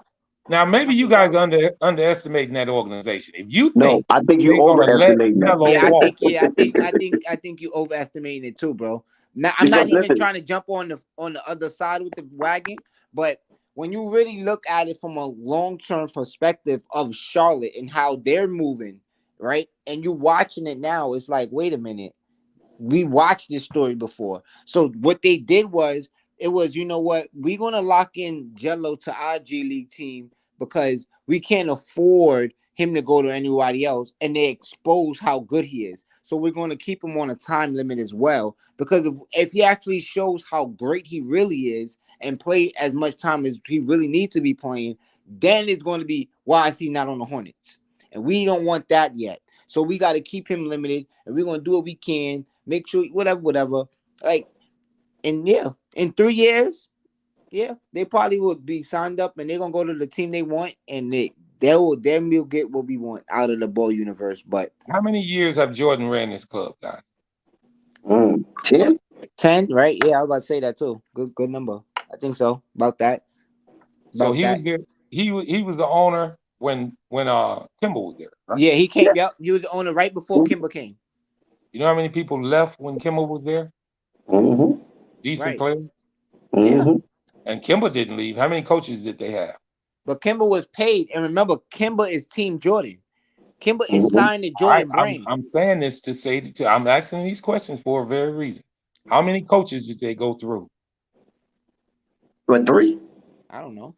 But Byron Scott, right? Like Byron Scott, and then they had this. But Kimba didn't go. That's what I'm saying, right? But all right, keep in mind again, right? Kimba got the keys, right? Kimba was signed to Team Jordan. Lamelo ain't signed to Team Jordan. Lamelo ain't get the keys. All right. I'm gonna let you guys. Kimba still walked. Kimba walk. But walked after 8 years. I'm looking at his time in Charlotte. He played for Charlotte from 2012 all the way to 2020. But let's keep in mind, enough time. Kimba walked 8 years. Kimba walked on a sign and trade, so he still got paid. He was there 8 years. It was time to go. What do you mean? Right. Listen, because they wasn't not necessarily it was time to go. It's not maybe it's time to go. Well, it's only time to go when you feel the organization is not appreciating his talent. That's when it's time to go. It's never a time to go. If Melo Duncan leaves, never went nowhere. If Melo leaves, it's not his time to go. Is what I'm trying to say. It's going to be his choice to go. Right. And that was also Kimba's choice to go. But he was like, give me my money, sign and trade me, give me all the money I deserve, and then send me to a winning team in Boston. The last year he played with him, he averaged 25, 6, 4 rebounds, and 5 assists. And I showed you that I was worth every dollar. So now pay me so I can go. Well, it wasn't just that. The organization was in a spiral. That's what we're telling you. That's what I'm trying to tell you, man. So y'all can rebuild and now get Lamelo. And what I'm telling you guys is they went through 3 damn coaches, like they gonna do Borrego. But not this soon, though. All right. Okay. Maybe Marvin, 3 years, 4 years. Let me share this with Marvin. Right. Marvin, honestly, we know that Michael Jordan is a competitor on that court, right? Yeah. But he's more competitive in NASCAR than he is in basketball right now. NASCAR is his pet. You follow what I'm saying? Bubba Wallace and all those guys over there, Tobacco Roll. You know what I'm saying? That's what Mike is really putting all of his eggs in that basket over there. Seems like. Now, when it comes to this basketball thing with the Charlotte Hornets and LaMelo Ball, that was atrocious. What happened last season in the play-in game? That the Indiana Pacers now, Larry Bird, who squeaked into the play-in game and ran circles around James Borrego and the Charlotte Hornets. Now, hold up. You just said who? James Borrego, didn't you? Yes. Now, listen, hear me out now. I know you like to interrupt. Hear me out. Ran circles around James Borrego and the Charlotte Hornets. We're role players. These are role players that the Indiana Pacers beat it with. Keep that in mind. Go look at the roster. You're role players, right? Look at this stat. Now, knowing that, and knowing James Borrego history with the Charlotte Hornets, how in the fuck do you get an extension? Tell me that. Well, after that disaster and debacle, breakdown, discombobulation, how? That's flabbergasting, right? How do you get an extension in the offseason? If he was going to go, he would have went big. What did they extend? And then hold on. Let me give you one more context to that right there, right? How do you get that extension? Also, right, in the beginning of the season, you got the rookie LaMelo, and you does not start him. You start Deontay Graham, and then he starts playing after, and then become rookie of the year, and you still get an extension after dropping the ball in the play-in? Nah, you're Yeah, you supposed can to even be recognize the fired, and they're talent. supposed to start. They were supposed to fire you, then give the Hornets a new coach and start fresh. Listen, the only reason why Lamelo got into the starting lineup because Devontae Graham got hurt. I mean, James Borrego was doing everything he can to get his pet baby, Devontae Grahams, my Devontae Grahams, my Tave. You follow what I'm The saying? one, the He one, the tried, one he I tried to do developed from the everything in the team. world to make him succeed, in Yep. spite of your first round, third overall pick sitting on the bench. As soon as he got into the starting lineup, he started hitting 20 points and ended up getting a triple double. And you couldn't see that talent. You can see the difference when you weigh the scale of justice that this guy is way up here and this guy is way down there. You couldn't see that as a And coach. in practice too, you Yeah, couldn't see that. regardless. You couldn't see that. You can't see how the players gravitated to this young rookie and was playing outstanding. He was getting players.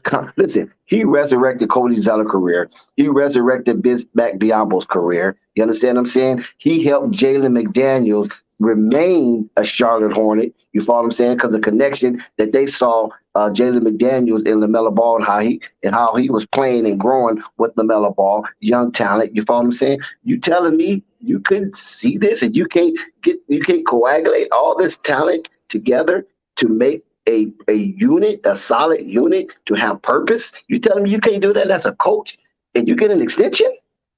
You tell me if James Borrego gonna get fired or not. It doesn't make sense. It doesn't make sense. Yeah, if anything, honestly, he was supposed to be fired from last season, Mhm. and they were supposed to be starting fresh this season. He was supposed to be under a new coach, new systematic. Everything was supposed to be fresh under Lamelo. Lamelo brought Jello into the summer league with him. He was supposed to be on the team. All of that moving forward. Like Malik Monk left the team, so he's supposed to get his number one. All of that was supposed to, and yeah, they're not there for the long term. That's how I look at it. They're like, you know what? This is a cash cow. We're gonna make money in the G League off Jello name, and we're gonna make money off of Mello name until they both go. Simple as that. Yeah, so that's why I come to that conclusion. In a sensible world, Marvin, you're right. You're right in a sensible world. But when you're dealing with the Charlotte Hornets world, a lot of it just doesn't make sense. What about that episode that Michael Jordan displayed on national TV for the national televised game where they was playing the Boston Celtics? The Charlotte Hornets was winning. It was a must win. I'm not a must win, but it was a crucial game for Charlotte. And they got Boston missed a shot. They got the ball. They're winning. LaMelo's headed to the free throw line, and he put forth a tirade and stormed out of the skybox. Instead of sitting there clapping his hands, cheering for his team, that his young budding second year player is in a situation that is crucial, and all he needs to do is knock down these two free throws to basically put a nail in the coffin of the Boston Celtics comeback. And what Instead of Jordan that, do? he runs out the room in frustration. Why? Because they were winning? Because they were going to win? I don't know why. I can't speculate on that. I'm sorry, But like but I he did. said, what we can speak on, he went to the All-Star game, didn't congratulate Lamelo. They asked Lamelo that. He said, "Oh, I didn't even know Jordan was here." But look, again, go back. LaMelo was drafted number 3. Michael Jordan was drafted number 3. His whole life, his father raised him to be better than Michael Jordan. Now he gets to the team. Jordan is going to shelf this guy, or however. That's my take, and that's always been my take, honestly. Ever since I've been watching it, I've been like, I don't feel like Jordan want him to win. Well, I tell you this. Every other team in the league is licking their chops, waiting on him to get rid of him. And he will come back to bite Jordan in his ass if he let him go. That's all I'm going to say. So that's why I don't think James Borrego will be fired, whether win or lose this game. Because if he was going to be fired, he would have got fired last year.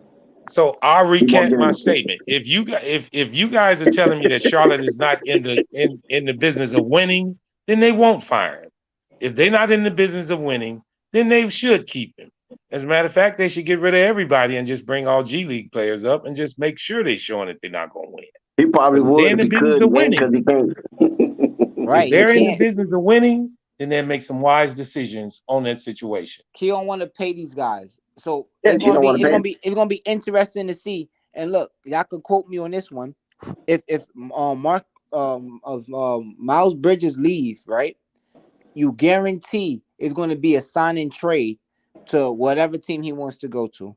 He's gonna get all dollars he want, but to whatever team he's gonna get a sign and trade. But if he do leave, he's gonna leave on like if he don't get a sign and trade, he's just gonna get whatever dollars from whatever team, knowing he couldn't get the max at Charlotte because Charlotte is not maxing him out.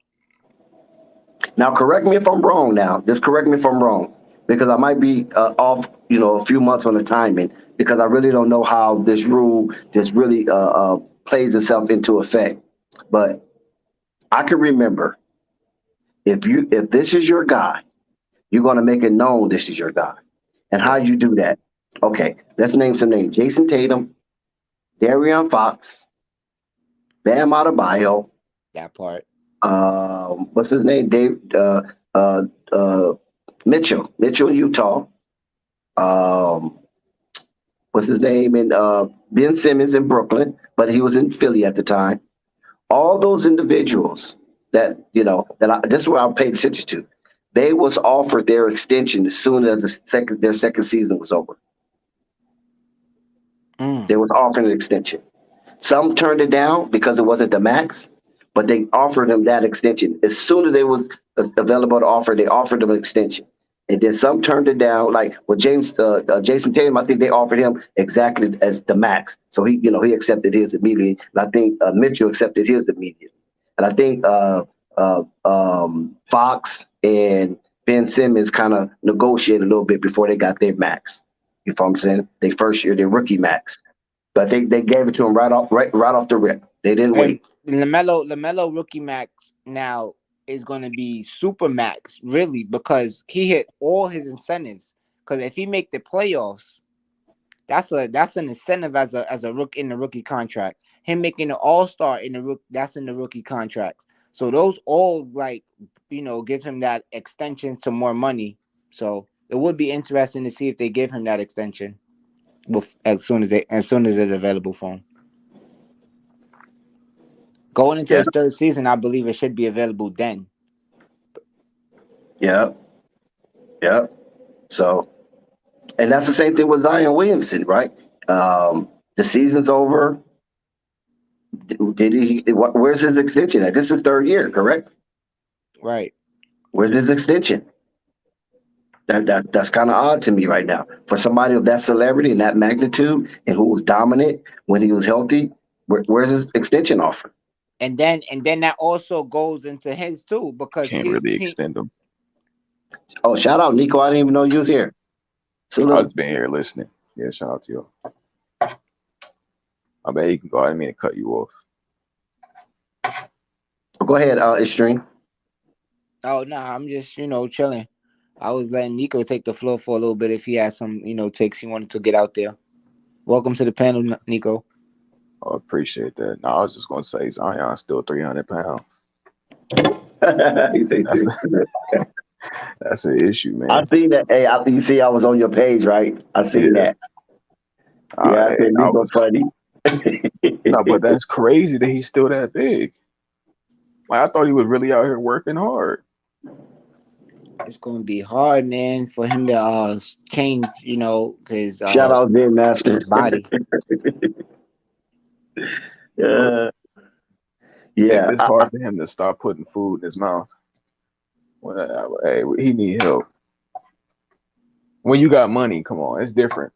When you a regular nigga, you have a little less self-control. I mean, when at you got this money, point, you can pay niggas to keep you from being obese. I mean, you could get some lipo done or something. All right, look, he ain't struggling that bad. I mean, but he definitely big though. because he's still muscular. It's just like, I mean, I was going mainly off his face. He does hold a lot of fat in his face, and you can tell when he is gaining or losing weight.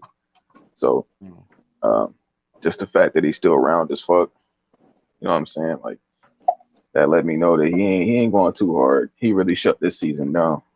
I think next season he gonna be ready for them though. I think he should be ready next season.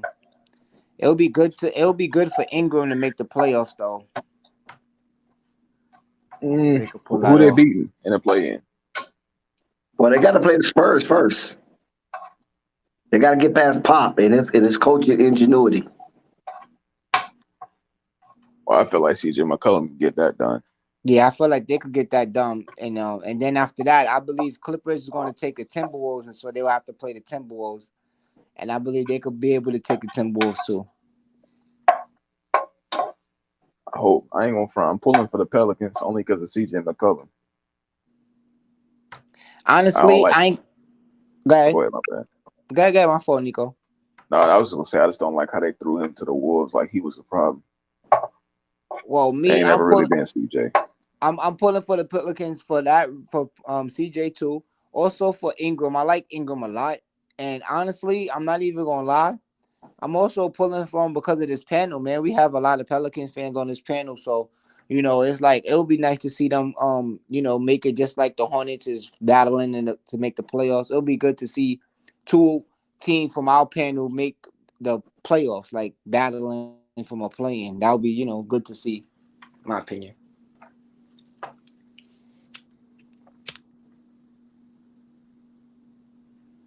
So Nico, when you look at these play-in games, right? You got Cleveland versus who Cleveland playing again?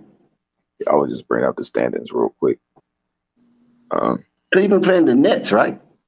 So yeah, 8th seed is Cleveland, 7th seed is the Nets. And then you got Hornets and Hawks. And then in the Western Conference, you got Clippers in Minnesota and the Pelicans and Spurs. Yes. I can see the Pelicans beating the Spurs just because the Pelicans do have talent. Like, I never was shitting on the team because they weren't talented. I was shitting on the team because it's poorly ran and they do stupid shit. Shout out to Jessica. But I think they can go ahead and wash the Spurs. Now, does the play-in matter in the way of like Clippers could take the 7th seed? Because I'm still not 100% sure on the format. Yeah, so if the Clippers beat the Timberwolves, they'll be the 7th seed, and then the Timberwolves will have to play whoever win out of the Pelicans and the Spurs to get the 8th seed. Okay, all right. Yeah, I think for sure the Timberwolves gonna win that matchup, and so the Timberwolves gonna beat the Pelicans. No, they're gonna beat the Clippers for sure. Oh, they're gonna beat the Clippers for sure. So they'll be the 7th seed. Yeah, I see the Timberwolves remaining there, and I see the Clippers having to play the Pelicans, and then that's gonna be a dogfight. Wow, that's different. That's a different analogy. I came at it with the Clippers being the 7th seed. I think the Clippers are going to take the Timberwolves. No, I think I ain't gonna front. The Timberwolves, although they are a shit franchise, and Karl Anthony Towns has been soft for 5, 6, 7 years now. I do strongly believe that this is his moment to at least make the playoffs. And Edwards is there to play with a bit of ferocity and fire, and just having D'Lo. I think it's too much for the Clippers. I think it's backwards. I think it's if it's going to happen for them, it's going to be against the Pelicans, not against the Clippers. They'll be the 8th seed. So who on the Clippers gonna start? Who gonna stop Karl? Call that nigga Karl. A bunch of them. They could switch up on them. Because I just think it's George. Reggie Miller. Miller. Paul George, cool, but if his team don't show up, GG. Reggie Jackson, sorry. What makes you think that wouldn't show up though? I mean, what type of inkling you get that the Clippers won't show up against a Minnesota-driven team? Yeah, I don't understand that. They're the 8th seed for a reason, and Minnesota has been balling. That's the thing. Minnesota ain't coming out here playing some bullshit basketball. They not far off being a 4th and 5th, 6th seed. They play tomorrow, right? They play tomorrow. Yeah. We all be back on it tomorrow. Clippers will win tomorrow. Clippers will win tomorrow too. I think they're going to blow them out myself. Me too. Well, unless Paul George come out there with Jesus sandals. Hey, I think you underestimating the Clippers, buddy. You truly underestimating. You're underestimating the Timberwolves. Bro, they've been hooping. Yeah. How many playoff wins they got? Shit. How many the Clippers got without Paul or Kawhi? Come on now. They were just in what you call it last year. Yeah, with Paul and Kawhi. No, Kawhi wasn't there. I mean, Kawhi basically got them over the hump, and Paul George Kawhi carried. wasn't there last year. The whole playoffs. What you mean the whole now they playoffs? got Norman Powell. Y'all didn't see him drop the Mavericks off? Who? Kawhi. He got hurt during the Utah Jazz series, and Paul finished it off. And Kawhi was out there whooping ass. Come on now. What Minnesota do last year? I mean, look, come on now. Minnesota was in Cancun this time last year. Look, if they had Kawhi, this would be a whole different conversation for me. But I'm not expecting Paul and others. They got Norman Powell. Some goddamn Norman Powell. I really ain't remember Kawhi being there. I'm gonna come on the chat tomorrow and give you his numbers. Then you're gonna remember who he is. I know who he is. He ain't better than Ant Edwards. You're gonna really know him tomorrow. He definitely locking up Ant Edwards though. Don't do him like that. That's OD. Yo, how? He could lock in Edwards. That's different. What's happening? Why y'all feel like this? Because they're a better team. What's happening? My man is bamboozled. He like, what am I walking into? Yeah, this is crazy. maybe y'all know something I don't know right now. You're gonna see him all. Well, I'm not a Clipper fan. I just know 155 at 98. I'm not a Clipper fan. I just know they're a better team. I'll wait till tomorrow. He said, "I'll wait till tomorrow." Because I feel like everybody going with the Clippers. Maybe y'all know something I don't, but I'm expecting an ass whooping. Who from Minnesota? You got Minnesota winning? Yeah, they come on now. They on a roll now. That's gonna be a good game. And Carl is playing the best basketball of his career. Now, I'll give you that. Can't nobody stop him, but you can't just put it on one player in the playoffs. Whoa, Dave James, we got to post that one. It ain't just Carl. Ant Edwards is a ferocious competitor. He's somebody that's not about to take. With Norman Powell on it? All right, we gonna who related to Norman Powell in here? That's. I'm just saying that must be cousin or something. That nigga's finna get baked. It's obvious you don't know who Norman Powell is. What about Luke Kennard? I think Luke Kennard is the X factor. Now Luke Kennard is a name that really would have been nice. He's talking about the nigga that the Raptors gave away, literally. No, he wanted to leave. They didn't give him away. He's averaging 19 points a game. I mean, that's like a cool fourth option. All right. He played look, I'm not saying Norman Powell is trash, but to say he's gonna lock up Ant Edwards is crazy. I didn't say he's gonna lock him up. I did. I say he could definitely stop him. And Zubac is gonna give you at least 15 and 10, and then who's gonna stop? 15 and 10 from Zubac. You think so? Oh yeah, he's gonna give you at least 12 and 10. I bet. So we don't got faith in D-Love no more. He just a regular dude. You think Zubac is gonna do that over Big Cat?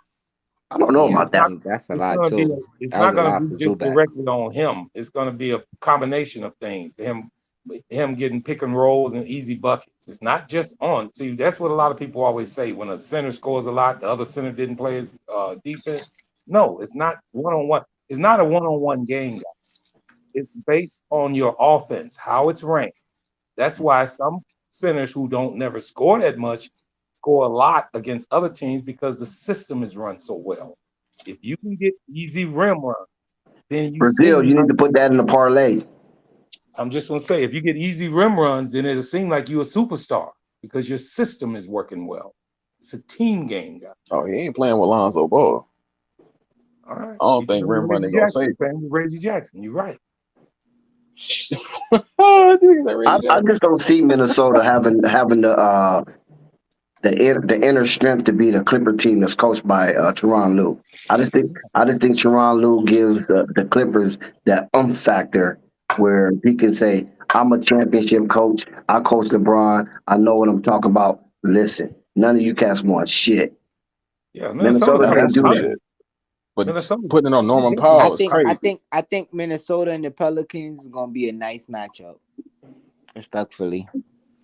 Minnesota and the Pelicans not gonna see each other, brother. Not this year.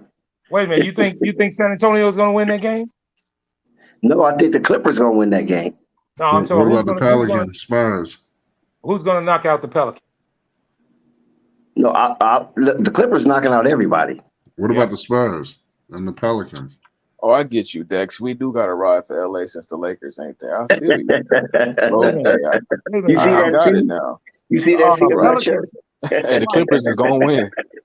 Right, the Pelicans. Yeah. Do the Pelicans play the Spurs tomorrow? Yeah, I mean, yeah, they do. They're playing Wednesday after the Hornets game. Yeah, you're right. Who wins that game, guys? I got the Pelicans. I got the Pelicans too. Your Pelicans at home? I don't think so. No, I think Spurs. Listen, Basil Carpenter Jr. said Minnesota will beat Clippers, Pelicans beating Spurs. My opinion, Hawks beat Hornets, Nets beat Cavs. Hey, can I say this real quick? I hope you put that in as a parlay. I need to say this: the Milwaukee Bucks are not slick. They went ahead and lost so they can get that Chicago Bulls matchup again. They were in the second seed. Fine with me. That would have been Brooklyn. Hey, he said, "Fine with me." All right. Yeah, we're gonna watch a career performance by Giannis Antetokounmpo. Yeah, I'm happy you know the future because I need you on it. As a matter of fact, what is the lottery numbers for tomorrow? I can't give you lotteries. Well, damn. I can tell you what's happening in this series. Now you know. But yeah, that's the only thing you don't know. Definitely. Milwaukee is walking on. I can tell you this: put all your money on Milwaukee. Oh, no. Life savers. Listen, let me say this: the NBA is headed straight for money. That's why they got all these betting things going on with the game. That's why they win a lot of money like this. That's why the referees call the game so bad because there's so much money involved in the NBA now, guys. Now, when it comes to playoffs, that's a little different. Just a little bit different. It's 4 games. But in regular season, I know we all have cried about officiating this year. We all everybody, every team. Now, if you can think about it, me and Dex was on here talking about the Bulls game when we beat the Clippers the other day. The Bulls were favored by 3. They were losing by 3 with 7 seconds to go in the game, and the Bulls ended up, and Clippers had the ball at the time. Bulls ended up tying that game and winning it by 4. I'm letting you guys know, betting is changing the NBA. Now, I haven't seen it yet in the playoffs, but it's yet to come. That's all I want to say on that. Just like that one game, I can't remember. I think it was against Toronto, where a fool shot a 3-pointer with no. It was OKC. He shot a 3-pointer with no time left on the clock, knowing he couldn't even win the game, and killed the spread. Yeah, killed the spread, man. I couldn't believe it. Yeah. Well, why would you even shoot that? I'm not the smartest man, but I could tell you put all your money on Giannis against these Bulls. Oh, I mean, I'm not.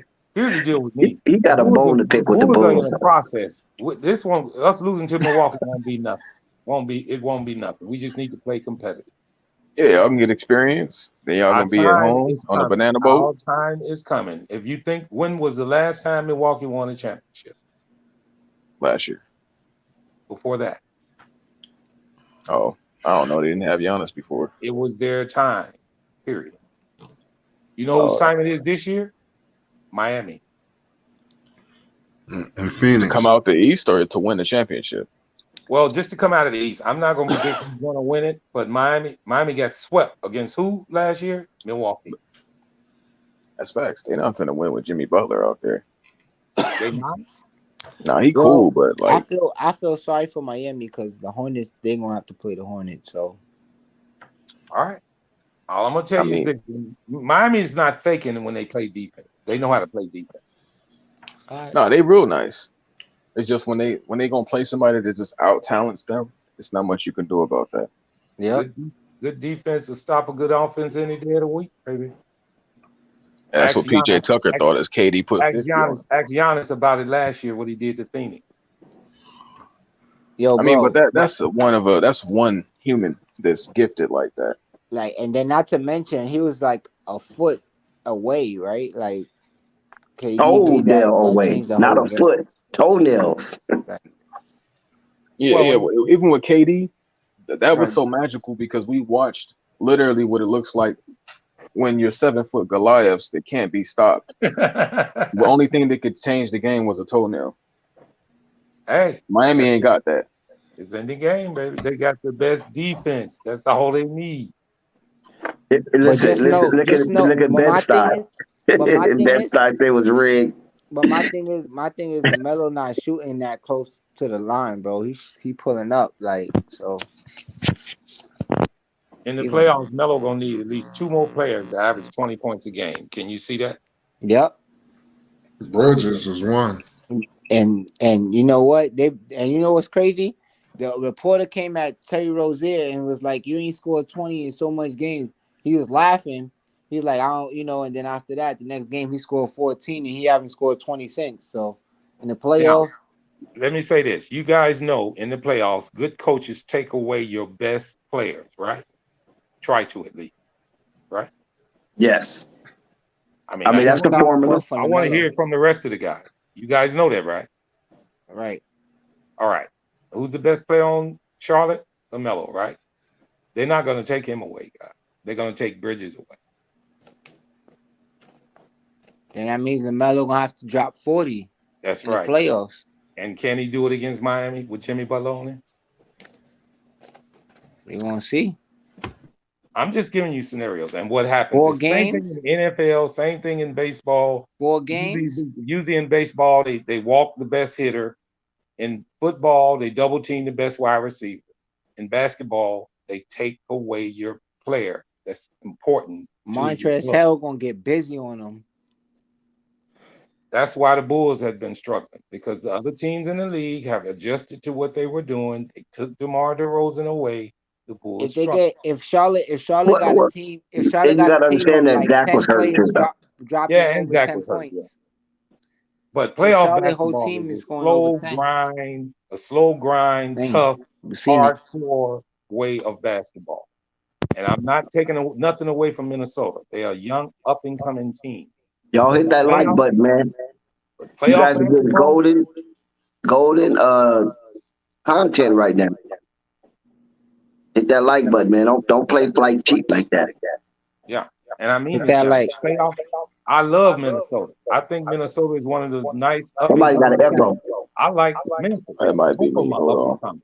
But are they ready for this grind? Are they ready to really take the next step against teams like the Clippers and Chris Paul out in Phoenix and Giannis in Milwaukee? The difference in those guys there is they are battle tested. They have been through the wars, guys.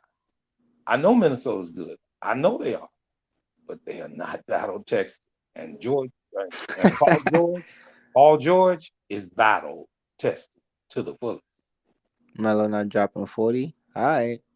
No, I didn't say Paul George said it's a bad shot. No, this is what I'm saying. They probably, I'm not saying they're going to give it to him. He probably will hit 35, but they're going to take Bridges away. And if they double team him and let Bridges shoot and he's missing, they can't beat him. All they got to do for me is run. If they run, Miami can't keep up. If you only can run off of missed shots, you can't run when you're taking the ball out the net. Don't forget that. Get Bam in foul trouble, you'll be fine. They say good defense stop a good offense. Well, a good offense will stop a good defense too. Because if you're scoring all the damn time, you can't play no hellfire. I really don't think that the Charlotte Hornets is really built to beat the Heat. You follow what I'm saying? I mean, I could be mistaken. That's why they play the game. Anything could happen. But I just don't see if you just match him up, paper for paper, that the Charlotte Hornets is not the type of team to beat the Heat because the Charlotte Hornet relies a lot on frantic basketball and a lot of ad libs from Lamelo Ball, and hopefully the team catch on to being at the right spot at the right time. And when you play the Heat, you're gonna get bumped a lot. When you're running across that court, they're going to check you. They're going to bump you to slow you down just a millisecond, and that millisecond can throw Lamelo off and cause turnovers here or there. Yeah, I just don't Good see call. the Good call. the Heat succumbing to a finesse team like the Charlotte Hornets. If they're If going to come anybody, to somebody, it's going to be like the Milwaukee Bucks, somebody Milwaukee Bucks. aggressive. That's what I was just gonna say. If anybody's gonna beat the Heat, it's the Bucks, But not the Sixers, not the you know Celtics. what's good though? You know what is gonna be good? Like, good. That was a good take that you said too, and that's what's gonna make the young boy get better. You're right. I just want my young boy to get it though. But that's gonna make him get better for real. Oh yeah. Now, like I was saying a minute ago, I love Minnesota. I think they're one of the new up and coming teams, but they in basic training, and this is a war they finna go through. And they in the West too. And now, one thing that would bode them well, if they do, and if they can beat the Clippers, it'll give them great, big time confidence going up against the rest of these teams. Another team that's young and up and coming is Memphis. They had a great season. But can they do this in the playoff, guys? Y'all didn't see playoff teams. Some good teams falter. It's very rare that you see a young team come off the front through the ranks in the playoffs. It's very rare. That's why it would be really good for the Clippers to get that 7th seed to play Minnesota, because it's kind of similar to like you were saying about Miami and the Hornets. It will be kind of similar for, in my opinion, for the Grizzlies and the Clippers. And that's why everybody's laughing about the Bull Milwaukee matchup when it's basically the best thing for the Bulls. You want to get tested by the best right now, so you be ready when it's your time. Yeah. And on top of that, you get the film on them too. That's right. No, that's not true. That's not true. The Bucks Right. is one of the hottest teams. Giannis is on a tear and making a case and a staple for that MVP run. They playing. Okay. They got their whole team back. Brook Lopez, Bobby Portis, everybody's back. They're clicking on all cylinders. The Bulls is breaking down. They got new people coming back from injury and stuff. They've been losing a lot of games. They fell from number 1 seed down to number 6 seed. They lost all momentum. This is not the time to play Milwaukee Bucks. They the defending champions. Milwaukee tanked to avoid a potential matchup against Brooklyn to face a team like us. Yes, they did. And I don't think the Bulls messed up, man. They out the first round. The Bucks first round bounce. The Bucks was trying to win every damn game they could. No, they're not. They're not trying to face Brooklyn. They don't want to face Brooklyn. You don't want to go to war against no Brooklyn Nets. You want to play the best to be the best. Yes, you do. But you gotta play your cards. You gotta play your cards. You gotta play your cards smart too. And why would I want to start off and go to war in a 6 or 7 game series against Kevin Durant and Kyrie Irving, but I could go beat up on some Zach LaVine and some young Bulls so you even been in the playoffs and stuff. You feel me? Come on, man. No, I don't feel you. Because the Bucks did not try to tank at all. The game they lost. They didn't try to lose that damn game. All right, man. You see it that way? I see it my way. Well, they were all 50-31. The Bucks lost. Boston won. Period. That's all it was. They didn't try to lose the game. They would have never even tried to stay in the 2 seed or the 3 seed if they wanted to play. So intentionally trying to play the Bulls, they could have went to the 4 seed. They could have got the 1 seed. They didn't want to go to the 4 seed and have to go against Toronto. I'm telling you, man, they wanted the Bulls. The Bulls is easy picking out of all the matchups, out of all 8 teams.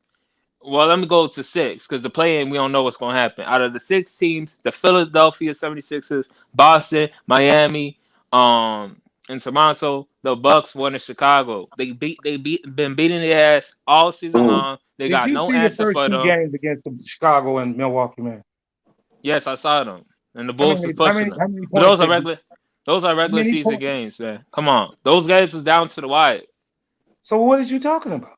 But, man, we talk about playoffs, man. We talk about the playoffs. You just said they wanted to get them because they beat them up in the regular season. They did beat them. They won. They beat them. I'm with Extreme. Bucks are scared. Man, They the Bucks dodged. got They the Bucks. dodged Brooklyn. Listen, Yeah, let they me explain dodged them, something bro. to Yeah, you. they did that for Brooklyn. Anything can happen in the playoffs. Stop believing what you see in the regular season. It's a brand new season in the NBA. Bro, When you the, talk about the defending champions, the team that just won the I NBA don't give a Finals. damn They if going against the damn Chicago Bulls. They ain't even sniffed a playoffs in years. DeMar DeRozan, that he in Chicago, he doing his thing, but that man's also a choke artist and stuff too, man.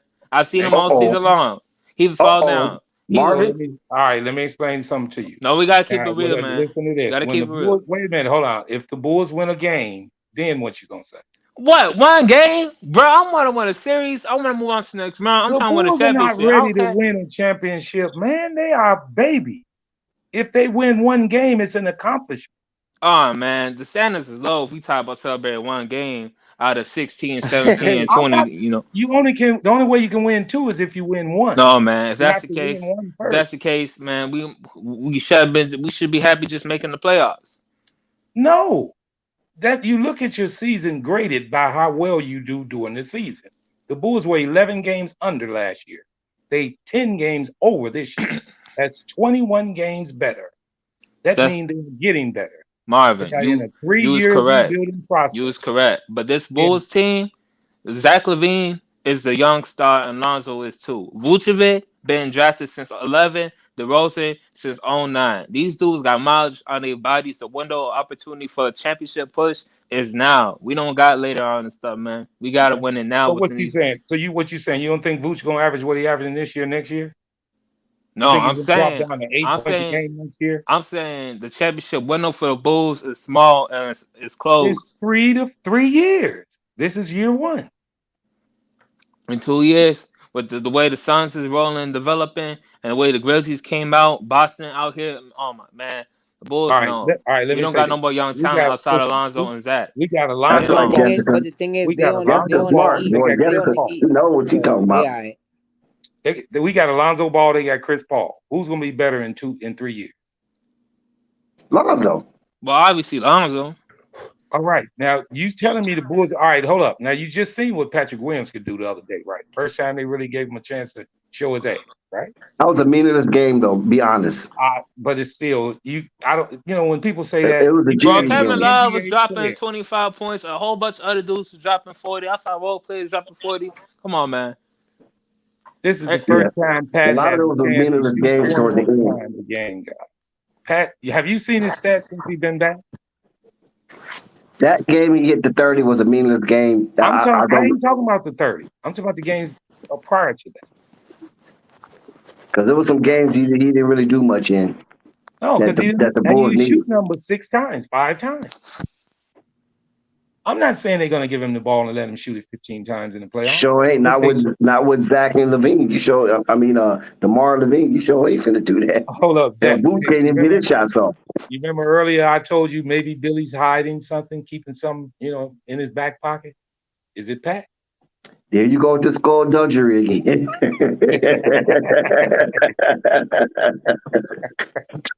I'm just saying. Marvin, something else. All right, well, let me ask you, Dex. Would you unleash him? Who? I unleash anybody who's ready to be unleashed. Because the I'm talking about Bulls in Patrick dire Williams. need. Would you unleash Patrick Williams? Of course, anybody. I'm unleashing Kobe White. What do you mean? Oh, please, don't even mention that something. Why you gonna let him shoot 15 times on shit? Unleash. Somebody put that ball in the bucket. But I'm just saying, playoffs are different. It's a grind out game, which is why, just like I heard, I believe that was you, Dex, letting the guys know about how Miami can slow down Charlotte. Right. I mean, in a 7-game series, when you constantly getting run off of those picks and constantly getting it, and each coach has a chance to game plan specifically against you every game. That's why Pop is so dangerous right now in San Antonio. Dave James is so disrespectful. That's crazy. Because he gets a chance to game plan this one game totally against the Pelicans, and he's one of the best at doing that. So, and when it comes to a 7-game series, it can change from one game to the next, and injuries are in the game too. So we always got to remember that. But it should be a fun playoff this year. Nah, yeah, this is gonna be a good one. Just playing, going into the playoffs, great. Great, What great time basketball. the game start tomorrow? Should be 7:30. Guys, I'll be back. My battery's on 6%. Let me go charge Mine up is too. and come I'm back on and 3%. re-engage this I'll be conversation. back in just a second too.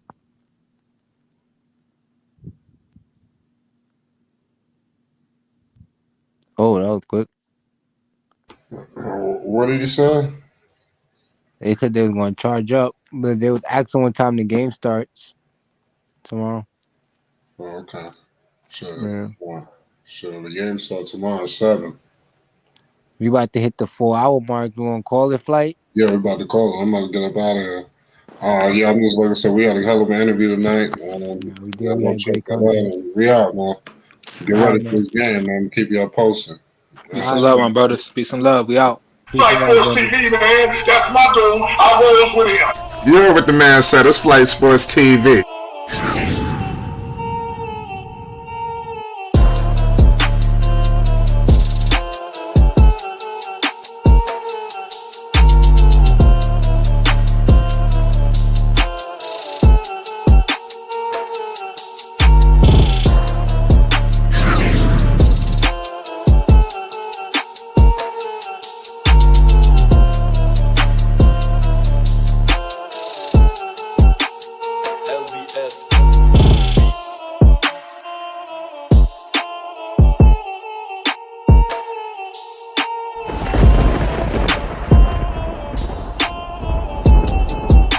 Like I said, Flight Sports TV, that's where it's at.